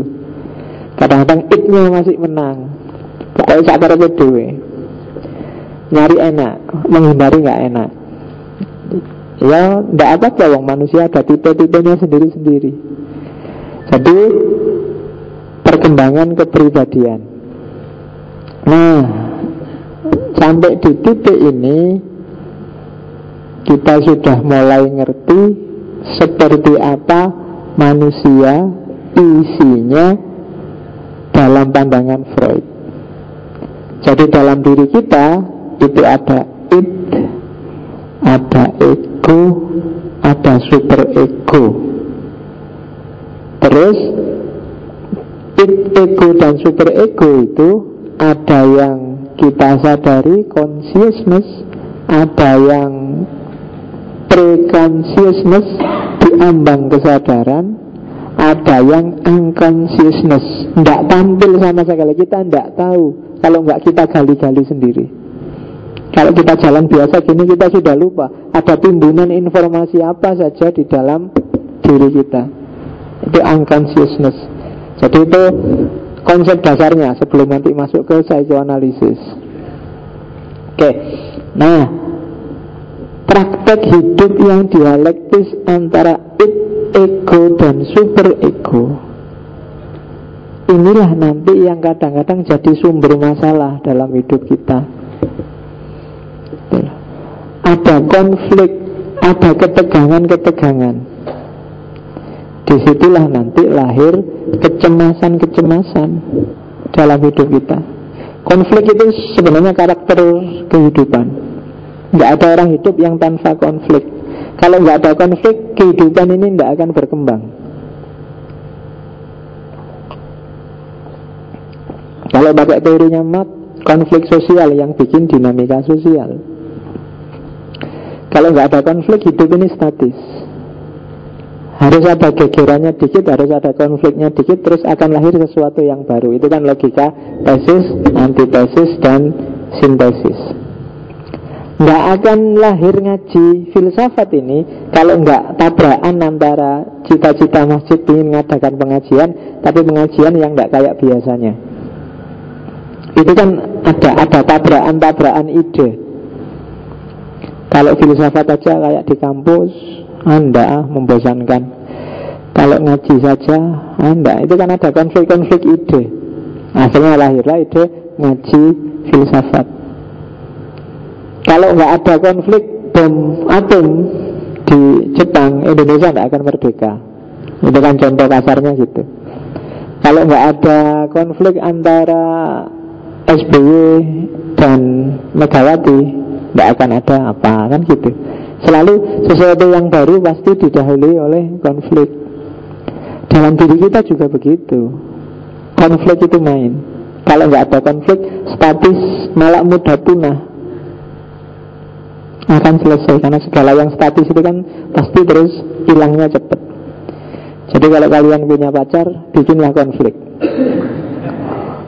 biar berkembang. Lah kalau statis nggak ada apa-apa, ya monoton, lama-lama mesti bosen. Kalau nggak bikin bosen, ya bikin perkara lah dikit-dikit, bikin kasus. Nah itu nanti hubungannya akan berkembang ke sesuatu yang baru pasti. Mungkin diputus, mungkin ganti yang lain. Loh ya kan, baru kan berarti itu ya kan. Alhamdulillah ada yang baru kan gitu. Oke. Alhamdulillah ada konflik. Oke ya. Nah konflik itu kalau dalam bahasanya Freud disebut kecemasan. Ada 3 jenis. Ada kecemasan realita, ada kecemasan neurotik, ada kecemasan moral. Kecemasan realita itu kecemasan akan bahaya yang datangnya dari luar. Itu biasa. Saya takut pulang malam-malam, Pak. Kenapa? Takut masuk angin. Nah, itu kan takut karena faktor dari luar. Saya takut naik bis, Pak. Kenapa? Tidak kenal saya sama kondekturnya. Ya mesti wae. Itu takut. Tidak apa-apa, manusiawi. Takut dengan yang bahaya yang dari luar itu lebih mudah diatasi. Saya takut sama hantu, Pak, kan mudah. Karena hantu sesuatu yang di luar dirimu. Tinggal kamu menghindari tempat yang menurutmu berhantu, kan beres. Saya takut, Pak. Ada nggak di sini yang takut dengan lawan jenisnya? Takut sama perempuan. Yang perempuan takut sama laki-laki, ada ya? Itu solusinya gampang. Wong memang nggak ada perempuan yang mau deket sama kamu, jadi aman. Ya kan? Takut dengan bahaya dari luar. Simple. Takut naik mobil, ya nggak usah beli mobil. Takut naik motor, nggak usah beli motor. Sederhana. Jadi jangan terlalu diambil pusing ketakutan dari yang di luar dirimu, karena solusinya pasti sangat sederhana. Yang susah itu kecemasan jenis kedua, kecemasan neurotik. Kecemasan neurotik itu hubungannya dengan id dan ego. Takut id dan egonya keluar jalur, tidak terpenuhi. Itu neurosis sudah. Karena takut besok anak cucu kita nggak makan, terus hari ini kamu serakah luar biasa, korupsi, itu kan jadi masalah. Itu neurosis. Karena takut kamu jadi gendut, maka terus ya kamu makan sehari cuma 1 kali, cuma porsinya 3. Sama aja itu ya. Nah, ini ketakutan-ketakutan yang sifatnya neurotik. Takut yang dasarnya id dan ego. Takut egomu tidak beres, kesadaranmu kacau. Takut hasratmu tidak terpenuhi, itu namanya neurosis. Jadi orang harus tidur, terus kamu ternyata nggak bisa tidur, itu neurosis. Jenis neurosis itu ya terjemahnya sakit jiwa. Kan ada kan orang yang takut aneh-aneh, itu kan fobia-fobia, itu kan neurosis semua kan. Ada yang takut ketinggian. Takut ketinggian itu kan problemnya tidak di ketinggiannya, tapi dalam dirinya. Ada yang takut binatang melata, ada yang takut, di sini ada yang fobia enggak?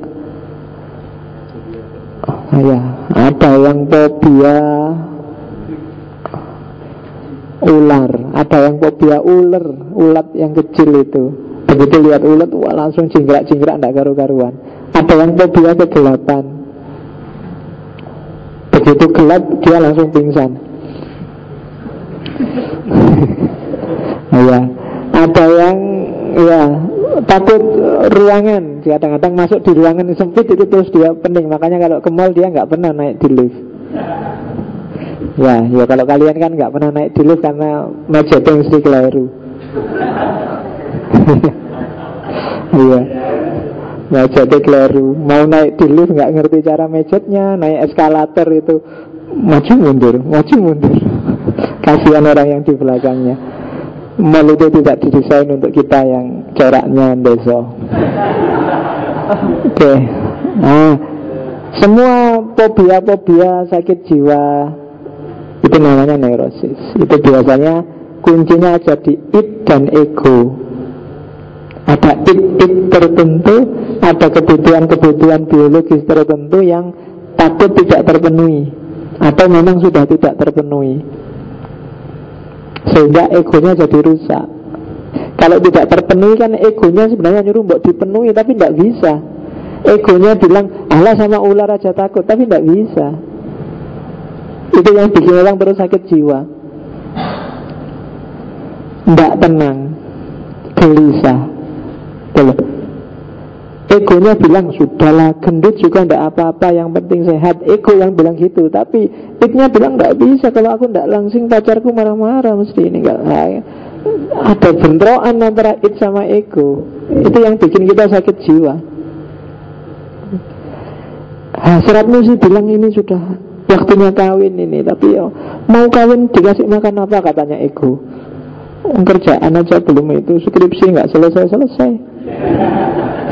Loh kan egomu yang realistis bilang gitu. Idnya sih sudah ngebet, ingin segera. Idnya mencegah. Oh itu kalau diterus-teruskan lama-lama kamu sakit jiwa. Ya kan? Ya nek bahasa sakit jiwa lembut itu kan bahasa kasarnya kan stres. Stres itu kan karena ada keinginan yang direpresi.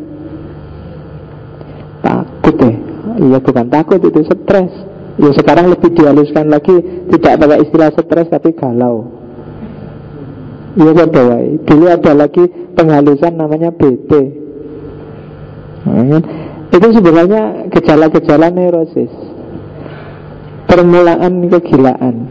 Nah, hati-hati ya makanya. Santai aja. Ego sama id tidak usah dibentur-benturkan, tidak usah dipikir terlalu dalam. Itu diantara solusinya. Nah, itu kecemasan jenis kedua. Ada kecemasan jenis ketiga, yaitu kecemasan moral. Kecemasan moral ini hubungannya dengan super ego. Di masyarakat sini, anak soleh itu tiap hari harus ke masjid. Ternyata kamu tidak bisa ke masjid tiap hari. Itu kan kamu merasa bersalah. Iya ya, berarti aku tidak anak soleh. Gimana ini nggak enak sama orang tua di kampung. Di sini kerjaanku cuma gitaran, ngobrol, nongkrong. Padahal bapak di rumah itu membayangkan tiap hari aku sobonya masjid, sobonya perpustakaan. Ternyata kenyataannya kok kayak gini ya, jadi nggak enak nih. Itu kecemasan moral. Jadi egomu tabrakan dengan super ego sekarang.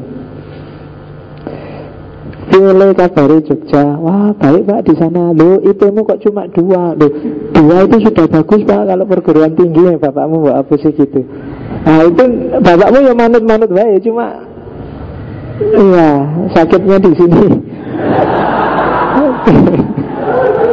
Iya, jadi ya bapakmu manut-manut aja, dirimu sendiri yang galau akhirnya. Aku kok membohongi bapak ya apa ya boleh aku ini, orang tua sudah bayari aku.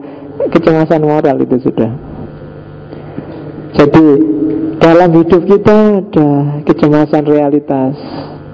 Kita takut dengan yang di luar diri kita. Ada kecemasan neurotik. Kita takut ada hasrat, ada dorongan dari diri kita yang tidak terpenuhi. Ada kecemasan moral, ada nilai sosial, ada norma sosial yang kita tabrak. Itu juga menimbulkan kecemasan moral. Kayak kalau ada anak minta-minta di pinggir jalan itu kan, biasanya kamu ngasih. Begitu nggak ngasih kan kamu jadi galau. Iya ya kok aku pelit gitu sih, paling dikasih 500 saja sudah seneng, 1000 apalagi kok ngasih gitu aja aku enggak. Itu kan kegelisahanmu sendiri, kegalauanmu sendiri, itu memang kecemasan moral. Itu kalau dilanjut-lanjutkan ya bisa jadi stres, bisa jadi neurotik. Itu pangkal permasalahan nanti ada di situ, kecemasan. Ternyata enggak sesederhana ada id kita lampiaskan, ada super ego kita jalani yang kontrolkan ego. Ternyata nggak sesederhana itu. Dalam hidup kita sering-sering tabrakan antara id, ego, dan super ego. Nah, kalau tabrakan itu biasanya, kalau katanya Freud, muncul namanya defense mechanism. Jadi secara psikologis kita membela diri. Caranya membela diri ada sekitar 10 dalam catatan saya kalau dari bukunya Freud. Jadi cara untuk mengatasi stresmu biar sebenarnya kamu salah tapi kamu tetap kelihatan benar. Itu namanya defense mechanism. Mekanisme defensif. Yang pertama represi.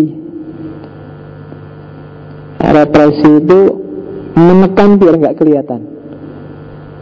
Jadi misalnya kamu suka sama temanmu sak kelas, sementara dia sudah punya pacar, terus kamu udahlah nggak boleh, dia kan sudah punya pacar, ini nggak boleh, dosa saya ini suka sama pacarnya teman ini harus disingkirkan. Nah, itu namanya direpresi. Kamu sembunyikan dalam-dalam. Nah, itu represi. Salah saya ini kayak gini, ini nggak boleh ini, masa. Nah itu tak gini. Kamu pamit di kelas, sebenarnya kamu nggak sakit tapi kamu bikin surat, mohon maaf pak di kuliah siang ini saya nggak masuk karena sakit. Nah itu terus kamu ngerti kalau itu salah, maka ini jangan sampai ketahuan, jangan sampai ketahuan pokoknya. Nah, itu terus kamu represi, kamu sembunyikan dalam-dalam. Itu namanya direpresi, ditekan, dipelenet kalau bahasa Jawa nih.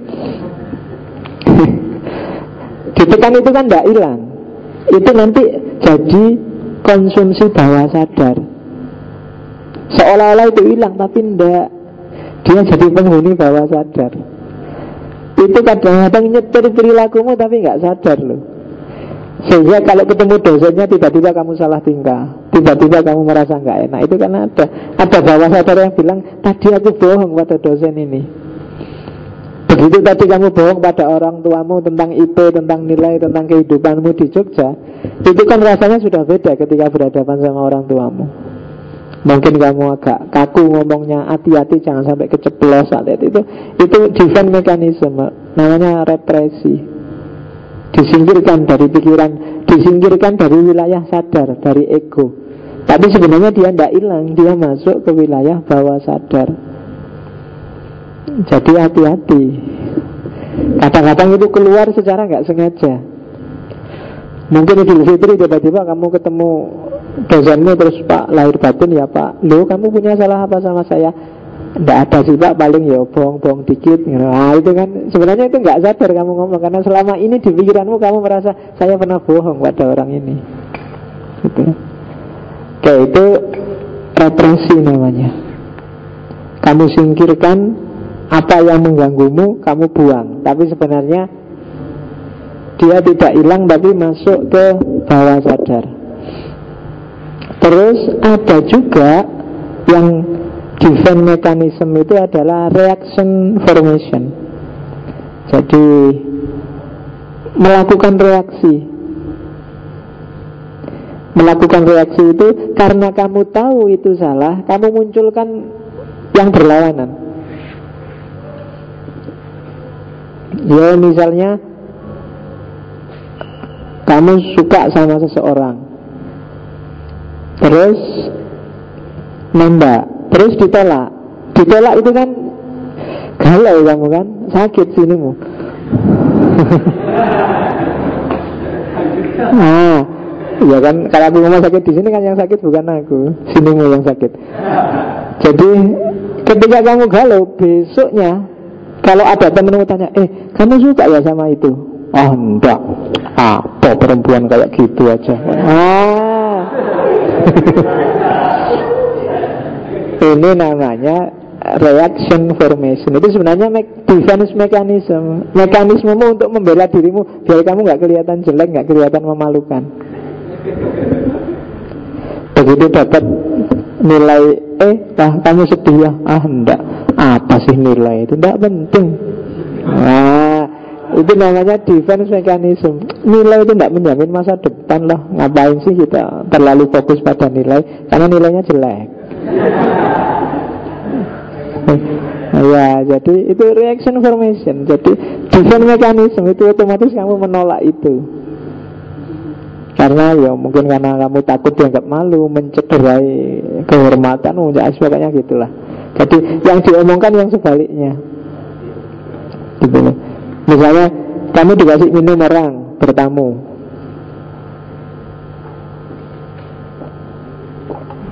terus yang punya rumah tanya, enak gak mas minumannya? Kamu tahu bahwa kamu harus selalu baik dengan dia, sehingga kalau kamu ngomong gak enak, padahal itu gak enak, putus persahabatanmu dengan dia, maka terus enak. Nah itu sebenarnya defense juga. Jadi memunculkan perilaku yang berlawanan. Jadi justru kebalikannya yang ditampilkan. Makanya ada orang bilang cinta sama benci itu sebenarnya seperti dua sisi mata uang. Karena kadang-kadang orang yang menampilkan diri sangat benci dengan kita itu sebenarnya yang paling suka dengan kita. Kalau kamu punya 3 teman lawan jenis misalnya ya, yang satu ngobrolnya nyantai aja gak apa, sementara yang satu kaku misalnya. Justru yang kaku itu biasanya yang sangat perhatian pada kita. Yang santai itu ya biasa aja, santai, friend, CS. Sementara yang ini perasaannya deg-degan tuh asli. Jadinya grogi, berarti yang ada rasa itu yang seolah-olah cuek tapi sebenarnya perasaannya tidak karu-karuan itu. Itu defense mechanism. Jadi nggak bisa santai lagi. Oke. Jadi reaction formation itu defense mechanism yang kedua. Defense mechanism yang ketiga adalah displacement. Displacement itu mengarahkan dorongan pada objek yang lebih lemah. Misalnya di kampus kamu dimarahi dosenmu. Karena dosen kamu nggak bisa bantah, semangat ya, tapi muangkel kamu dimarahi. Begitu nyampe kos-kosan, gantian temanku tak marah-marahin sekarang. Itu melampiaskan pada yang kenapa sama teman kamu berani, karena lebih lemah dibandingkan kalau melawan dosen. Gitu loh. Tadi kamu diceramai habis-habisan, begitu nyampe kos-kosan gantian temanmu kamu ceramai habis-habisan. untuk melampiaskan ganjelan di hatimu sebenarnya. Atau kalau sampai di rumah adikmu kamu ceramai habis-habisan, kamu marah-marahi, piye tadi bodoh ya, padahal tadi sudah dibodoh-bodohin sama dosennya. Sekarang pulang dilampiaskan ke adiknya, ke temannya. Itu namanya displacement. Nyari pelampiasan yang lebih lemah. Habis dibohongi siapa, kurang ajar aku kok dibohongi, tapi balas nggak berani, wong yang bohongi kamu lebih tinggi, terus kamu balas ke yang lebih rendah. Itu namanya displacement. Karena nggak berani bantah, ya nyari sasaran yang lebih lemah. Yang keempat, fiksasi. Kalau fiksasi itu milih zona nyaman. Itu defense mechanism juga. Mbok kamu kursus bahasa Inggris, besok biar bisa ke luar negeri. Enggak usah lah Pak, saya cukup kayak gini aja sudah bersyukur. Nah, itu fiksasi. Kamu enggak mau berkembang karena takut. Karena berubah itu kan menakutkan itu kan. Apa ya, aku akan enak kayak gini kalau aku berubah, kalau aku ganti posisi, kalau aku ganti porsi. Maka orang cenderung melakukan fiksasi, diam di zona nyamannya selama ini. Gimana kalau ngaji filsafat ini kita pindah ke hotel? Nggak usah lah Pak, kayak gini sudah enak, nggak usah macam-macam lah Pak, wis gini aja lah nyantai. Nah, itu namanya nyari zona nyaman, fiksasi. Padahal kalau fiksasi, kalau nyari zona nyaman saja, mungkin ngaji filsafat kayak gini nggak akan lahir. Kalian yang merasa tidak maju-maju, sebenarnya kuncinya satu, tinggalkan zona nyaman.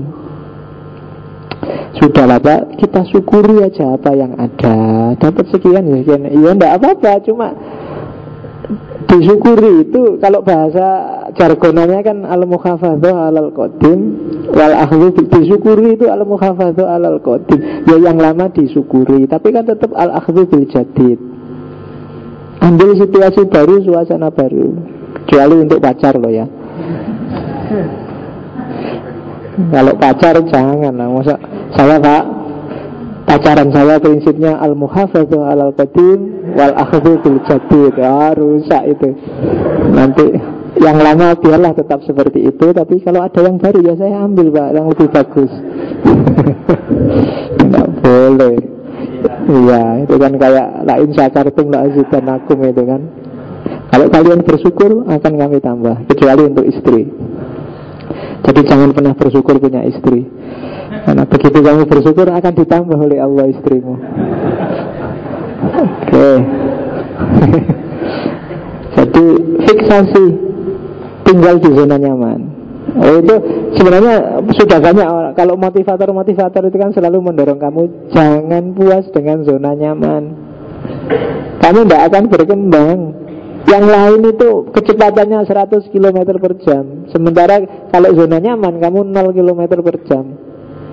Sekarang sih kamu nyaman, besok kamu akan habis-habisan ketinggalan sama yang jalan cepat.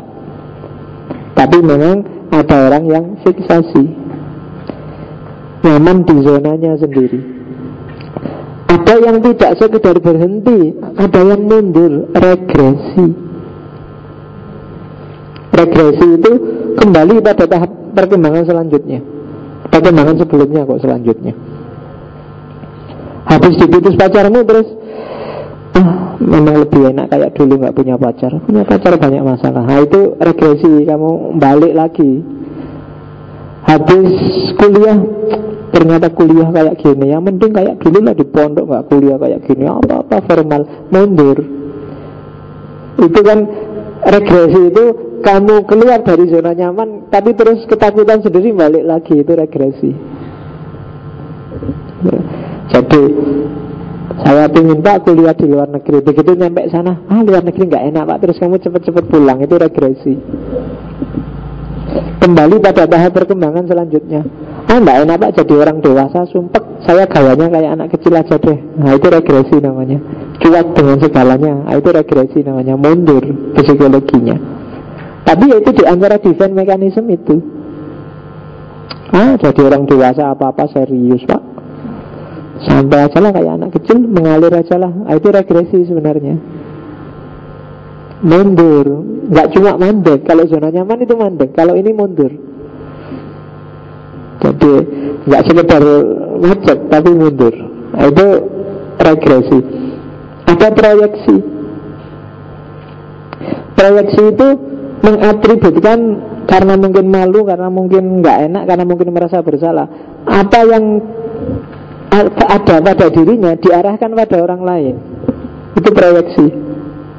Misalnya kamu sebenarnya, misalnya ada orang pakai rok mini di depanmu, terus kamu bilang astagfirullah rok mininya, terus temenmu bilang, hei kamu tertarik ya sama rok mini? Oh enggak, perempuannya itu loh, kok pakaian kayak gitu, itu kan menggoda. Sing disalahkan perempuannya. Itu namanya proyeksi. Jadi selalu orang lain yang salah, bukan aku. Oh enggak, bukan aku, ya dia aja terlalu gitu. Misalnya kamu tanya saya, aku raiso jawab. Terus kamu gak jadi mahasiswa, jangan cerewet gitu. Tanya itu ya yang masuk akal aja, malah kamu yang salah. Padahal sini yang tadinya gak bisa jawab. Nah ya, itu namanya proyeksi. Jadi apa yang ada padamu, kamu anggap ini jelek, terus kamu timpakan pada yang lain. Enggak, bukan saya, dia. Itu logika proyeksi. Saya sih enggak. Kamu kok mau-maunya sih patuh sama pacarmu? Enggak, bukan saya, dia aja yang nempel terus padaku. Nah itu proyeksi. Padahal ya kamu yang gitu terus. Yang kamu ya ditempeli mau aja. Itu proyeksi. Apa yang ada padamu, kamu tempelkan pada orang lain. Karena kamu malu kalau itu ternyata kamu. Gitu.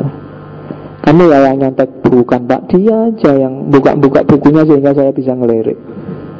Ya berdoa itu jenenge. Jadi itu proyeksi namanya.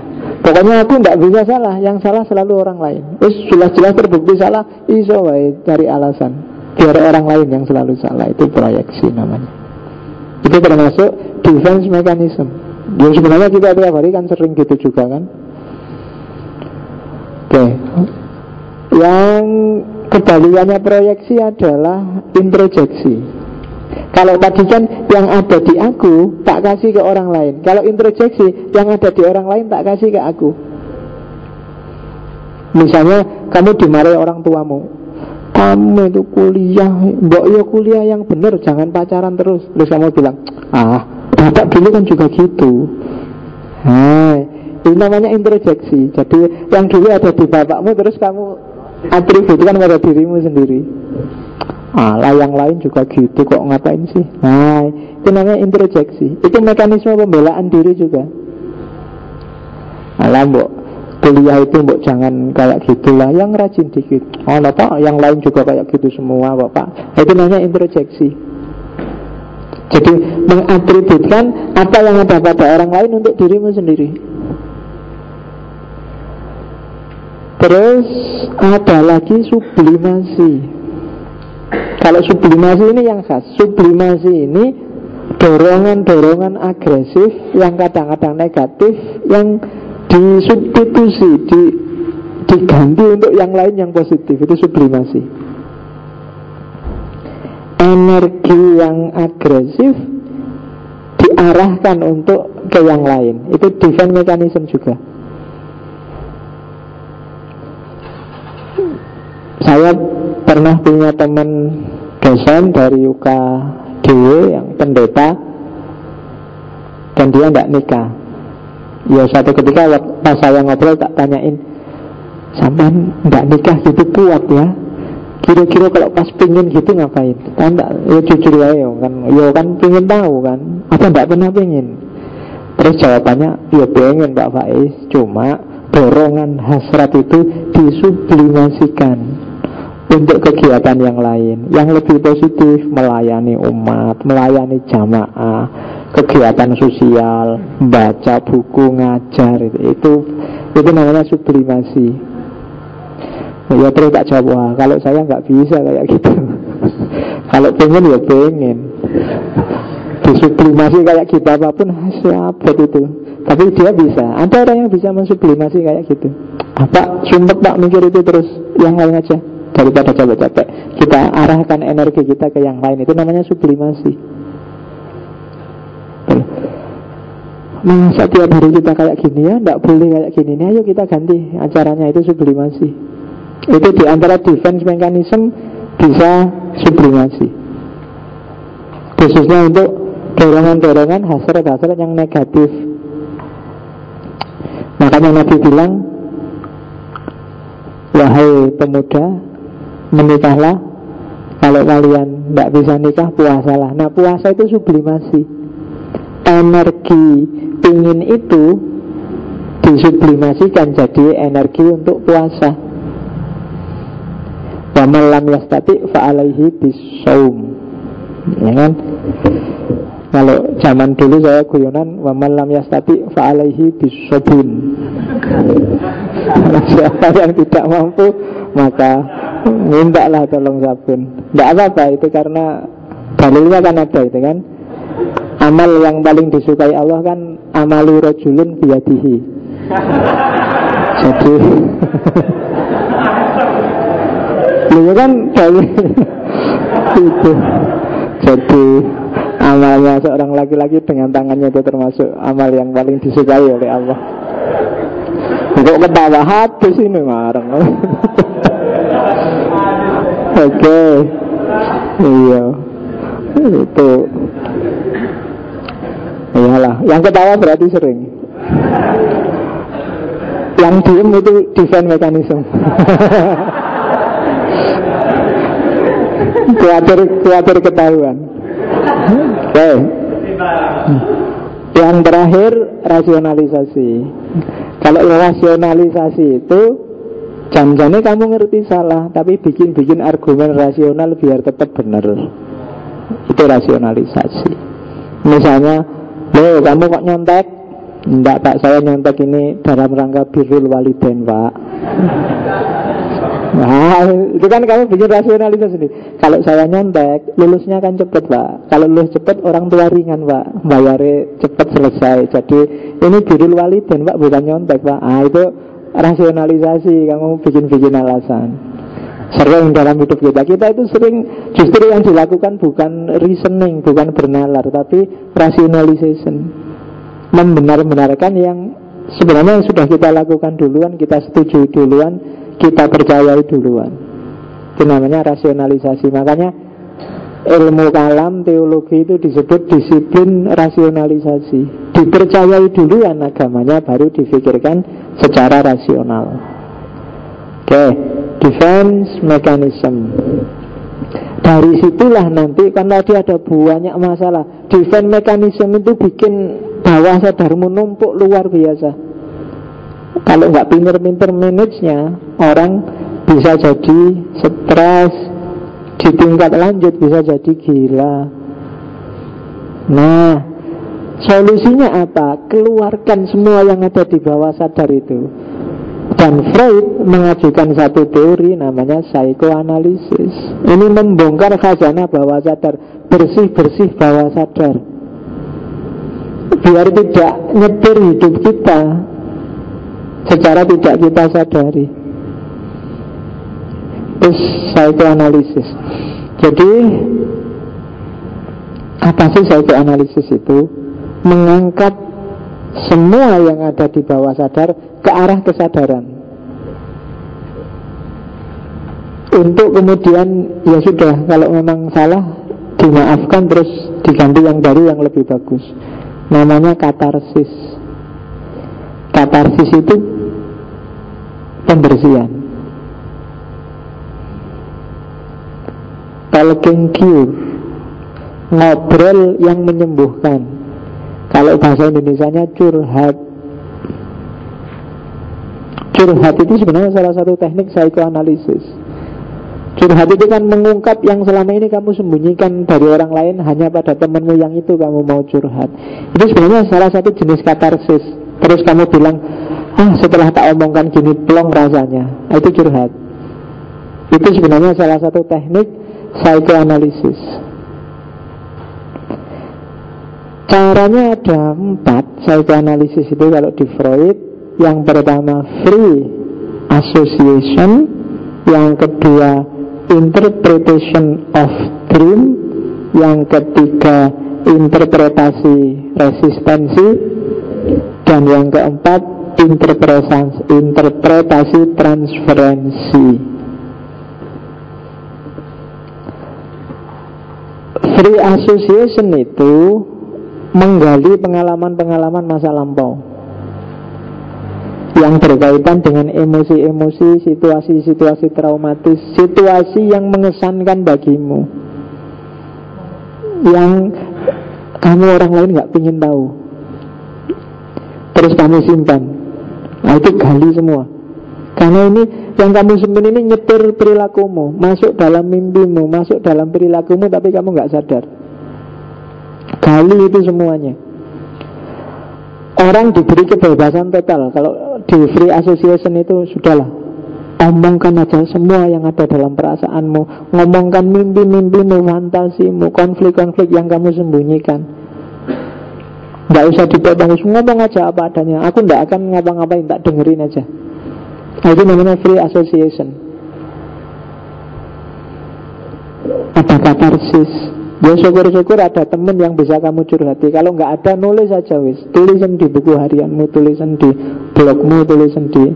Kalau kamu nggak pengen orang tahu, ya tulis di buku harianmu sendiri, sembunyikan. Kamu tulis di internet, ya kamu kasih password biar nggak bisa dibuka orang. Nah, nanti kalau sudah selesai kamu tulis, kamu hapus lagi. Nggak apa-apa. Tapi kamu kan sudah meluahkan, sudah menyampaikan, biar dia tidak numpuk hanya di pikiranmu dan bawah sadarmu. Syukur-syukur terus kamu bisa, oh ternyata problemku ini, aku selalu terkenang ini, padahal ini nggak penting, ini kan sudah jadi istrinya orang, ngapain sih tak simpen terus, sudah. Nah gitu loh, tujuannya itu. Jangan disimpan terus di bawah sadar. Dia akan mengganggu aktivitasmu sehari-hari. Itu free association. Ini tuh yang menggangguku, aku merasa berdosa karena sholat subuhku kesiangan terus. Nah sudahlah, nggak apa-apa, nanti aku tak tobat, toh Allah itu maha pengampun, sudah selesai. Itu loh, hilang sudah dari bawah sadarmu. Jangan ditumpuk terus-terusan. Oh ini tuh yang bikin aku gelisah setiap hari, aku itu sering bohong pada orang tua. Nah sudahlah, tak catat aja, nanti tak minta maaf pada bapak ibu, selesai. Dia nggak jadi ganjelan. Itu free association. Jadi asosiasi. Cuma ini kadang-kadang memang butuh orang ahli untuk mengungkap keluar semua. Butuh psikiater. Biasanya oleh psikiater itu kamu disuruh tiduran, relax, santai, terus ngomong yang ingin kamu omong. Itu free association. Yang kedua, interpretasi mimpi.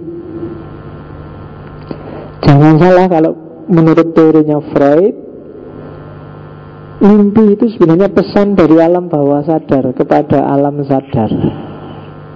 Mimpi itu biasanya pesan apa keinginanmu, apa ketakutanmu, apa aktivitas emosimu. Itu tinggal ditafsirkan aja. Apa sih fungsinya mimpi? Wish fulfillment, pemenuhan kebutuhan. Selama ini kan kamu nggak ngomong, saking kamu pikir tiap hari dia munculnya di mimpi. Kamu bayangkan dia tiap hari, ya pasti dia muncul di mimpi. Itu wish fulfillment, gunanya mimpi. Jadi bawah sadarmu itu karena saking penuhnya, dia nggak bisa bilang memunculkan diri terus, makanya dia terus munculnya lewat mimpi. Kalau di Freud itu dianalogikan kayak, misalnya ya, di kelas ada mahasiswa, ada satu orang mahasiswa ini yang ganggu kelas terus. Akhirnya olehmu, ini karena ganggu, keluarkan aja dari kelas. Nah terus kunci pintunya. Karena yang ganggu ini anaknya nakal, tiap hari dia pengen masuk, ngedok pintu terus, pintunya, ayo aku pengen masuk. Akhirnya apa? Konsentrasimu dibandingkan terhadap anak sak kelas kan lebih kamu konsentrasi anak yang di luar yang ngetuk-ngetuk pintu terus itu. Dan itu yang terjadi dengan bawah sadar. Yang di kelas itu kan yang ada di atas sadar. Yang kamu keluarkan, kamu represi ke bawah sadar, itu kayak mahasiswa di luar yang ingin masuk terus ngetuk-ngetuk pintu. Jadinya kamu apa? Energimu terkonsentrasi untuk jangan sampai ini keluar. Sehingga Kadang-kadang tiba-tiba dia keluar kalau lewat mimpi. Atau kalau di Freud ada lagi salurannya namanya slip of tongue, keceplosan ngomong. Misalnya tiap hari kamu pikir tentang gendutnya temenmu misalnya, tapi kamu gak berani ngomong, temanku tuh gendut banget. Kadang-kadang kamu ngomong nyeplos tentang gendutnya dia, itu slip of tongue. Oke. Dan kadang-kadang keluarnya juga lewat mimpi. Isinya mimpi itu terbagi dua, ada isi manifest, ada isi laten. Isi manifest itu gambarnya, isi laten itu yang diwakili oleh gambar itu. Di bukunya Freud itu ada contoh, misalnya tiba-tiba ada seorang anak muda yang mimpi dikasih balon 2 oleh sepupunya yang perempuan. Dan itu tafsirannya ternyata si anak muda ini sebenarnya diam-diam naksir sama sepupunya, cuma direpresi karena masak sama sepupunya sendiri. Dan yang dibayangkan tiap hari, karena sepupunya itu besar kayak balon, jadi mimpinya dikasih balon gambarnya. Loh, itu simbolismenya. Karena tiap hari mikir itu, akhirnya mimpilah dia dikasih balon. Nah, itu cerita tentang pemuda yang dikasih balon. Oke, cerita ya. Tadi siang saya ada teman yang saya dibohongi karena Pak Faiz ini, tak ceritain, ada cerita yang sangat menyentuh. Suatu hari ada seorang anak muda lihat kucing. Kucing itu disentuh, dilus-lus, terus dia pergi lagi. Tapi kok bagus, kembali lagi, disentuh lagi, kembali lagi. Ingin menyentuh lagi, disentuh lagi. Sampai 25 kali loh Pak Faiz. Nah terus menyentuhnya di mana? Itu tadi cerita menyentuh. Jadi anak muda menyentuh kucing. Aku sudah nunggu bagian menyentuhnya di mana, ternyata ya itu cerita tentang menyentuh anak muda, menyentuh kucing itu dok. Oke, ayo ini sudah tegang-tegang menunggu bagian menyentuhnya, ternyata ya cuma itu aja menyentuhnya. Oke, ya itu aku. Oke, jadi itu isi manifest dan isi laten. Isi manifest itu gambarnya, isi laten itu isinya. Oleh karena itu perlu interpretasi mimpi, tafsir mimpi, dream work. Nah, dream work itu isinya ini. Cuma ini panjang, jadi saya nggak akan jelasin satu-satu. Psikolog yang bisa.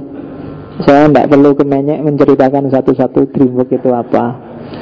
Ya, ada figurasi, mimpi difigurkan dalam bentuk gambar, simbol-simbol gambar. Jadi gambarnya apa, mewakili makna apa, itu figurasi. Ada kondensasi. Kadang-kadang mimpi itu nyambung. Untuk memahami bawah sadarmu, mimpi kemarin digabung sama mimpi hari ini. Itu, oh berarti memang yang ada di pikiranku tentang itu. Itu namanya kondensasi.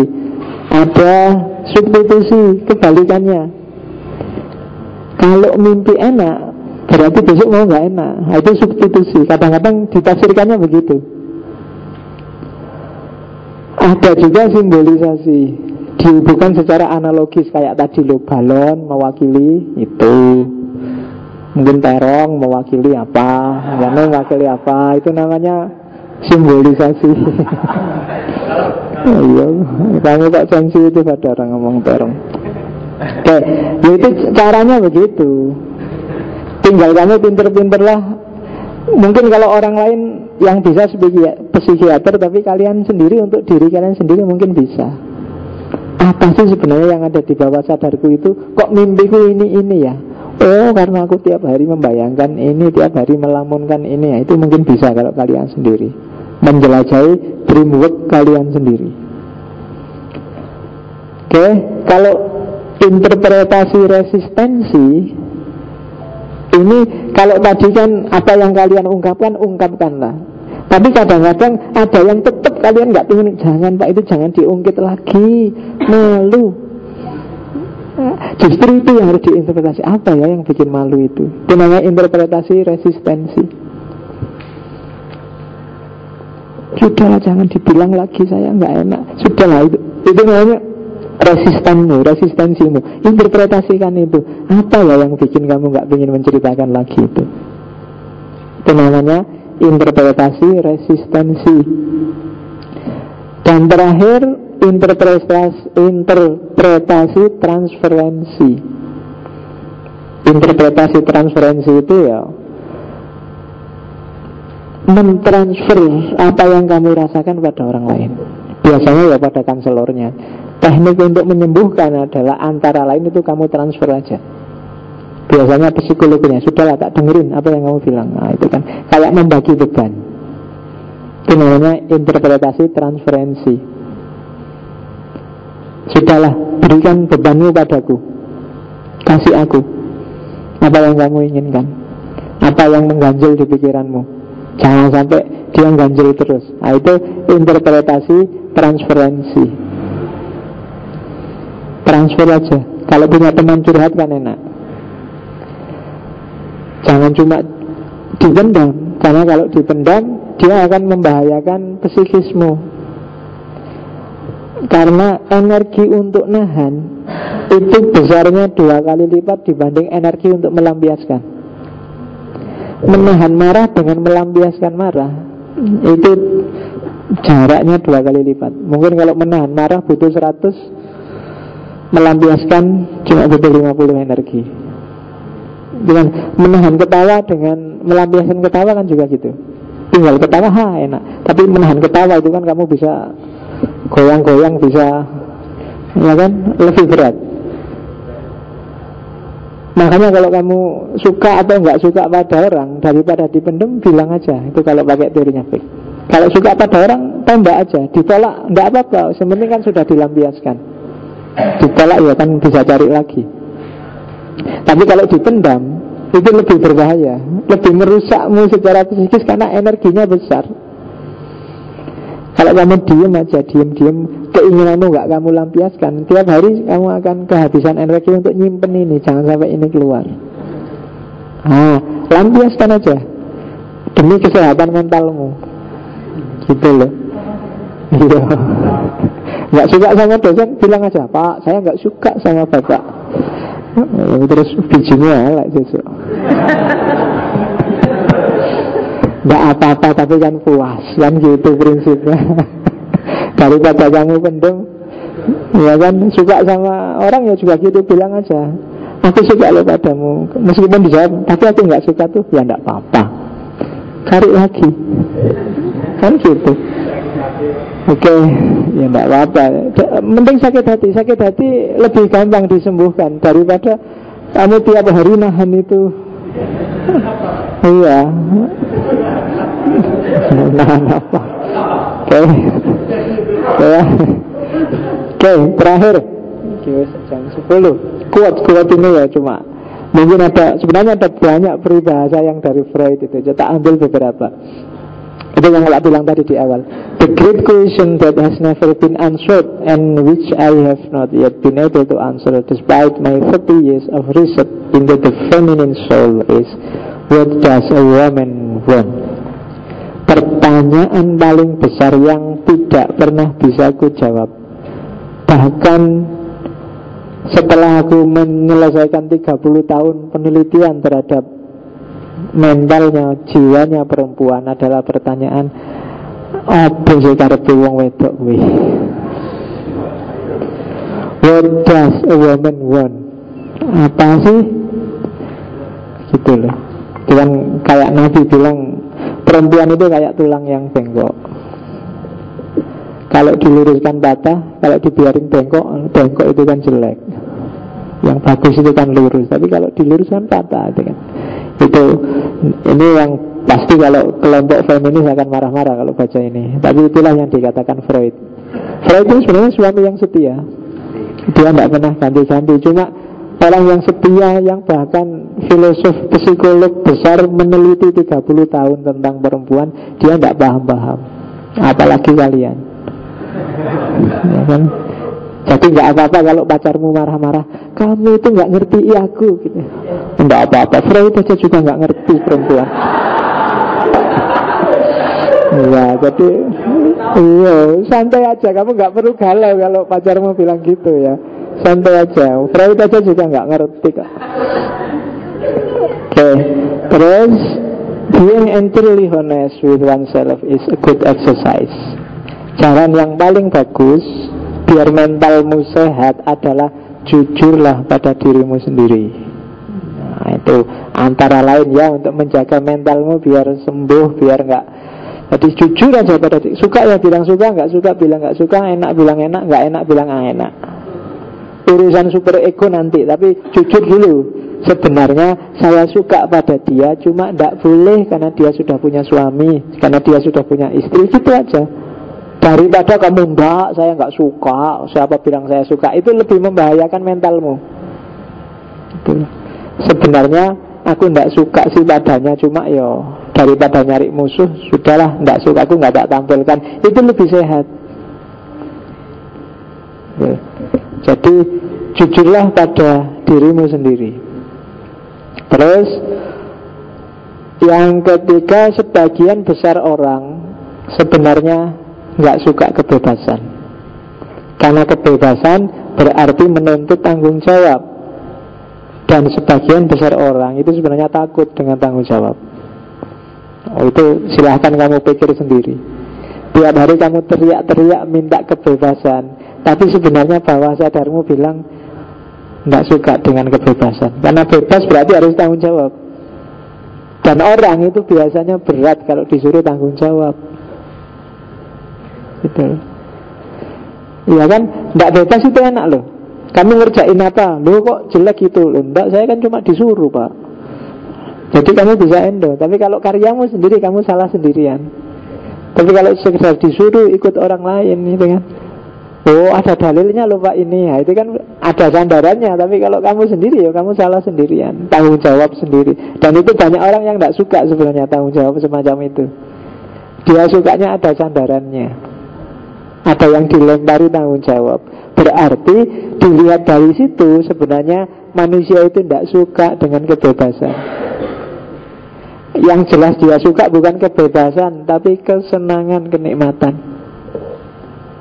Kebebasan itu, kenapa dia teriak-teriak minta kebebasan? Karena dianggapnya setelah bebas aku bisa seneng-seneng sak senengku, suka-suka sesenengku, nyari nikmat sesukaku. Kan gitu bayangannya dia. Padahal begitu dia bebas beneran, dia ketemu dengan makhluk yang namanya tanggung jawab. Dan manusia tidak seneng dengan tanggung jawab itu. Yang keempat, if you can't do it, give up. Kalau kalian nggak bisa melakukan, ya nyerah saja, nggak usah ngeyel. Ketika kamu ngeyel, itu berbahaya bagi kesehatan mentalmu. Nanti kamu kecewanya tambah besar loh. Kalau ditolak ya sudah, nggak usah ngoyo. Kalau ngoyo nanti tambah kecewa lagi, tambah besar. Kalau nggak bisa ya sudah ditinggal. Itu dari Freud. Dan yang terakhir, sometimes, itu yang tak bilang tadi, sometimes a seeker is just a seeker. Jadi kalau kamu ditanya orang tentang sesuatu yang sudahlah nggak usah dipikir dalam-dalam, itu bisa pakai peribahasa ini. Rokok ya rokok, sudah nggak usah dibahas lagi dalam-dalam. Simple. Kamu kok bisa sih seneng sama orang itu, dia kan gini-gini. Alah, seneng ya seneng titik, gitu aja kok repot, kan gitu. Nah ini kayak teorinya Gus Dur, gitu aja kok repot. Seeker is a seeker. Rokok ya rokok, aku seneng rokok titik, gitu aja, nggak usah dipanjang-panjangin pembahasannya. Selesai, karena memang manusia dorongannya itu suka dan tidak suka. Oke, alhamdulillah sudah selesai kita dengan Sigmund Freud. Minggu depan saya ingin maknya terakhir aja ya. Minggu depan saya masih ingin ngomong pragmatisme. Itu salah satu pilarnya modernitas juga. Mungkin tokoh yang tak ambil adalah William James. Pragmatisme ini nanti yang jadi pilarnya filsafat Amerika. Nanti setelah William James baru kita ngomong Karl Marx. Jadi ini kaki-kaki besar yang jadi pilar peradaban yang namanya modern. Oke, alhamdulillah nggak ada yang bertanya. Terus pokoknya pertanyaannya online sekarang kalau yang butuh, atau ketemu saya langsung. Saya akhiri sekian. Wallahul muwaffiq, wallahu a'lam bishawab. Wassalamualaikum warahmatullahi wabarakatuh.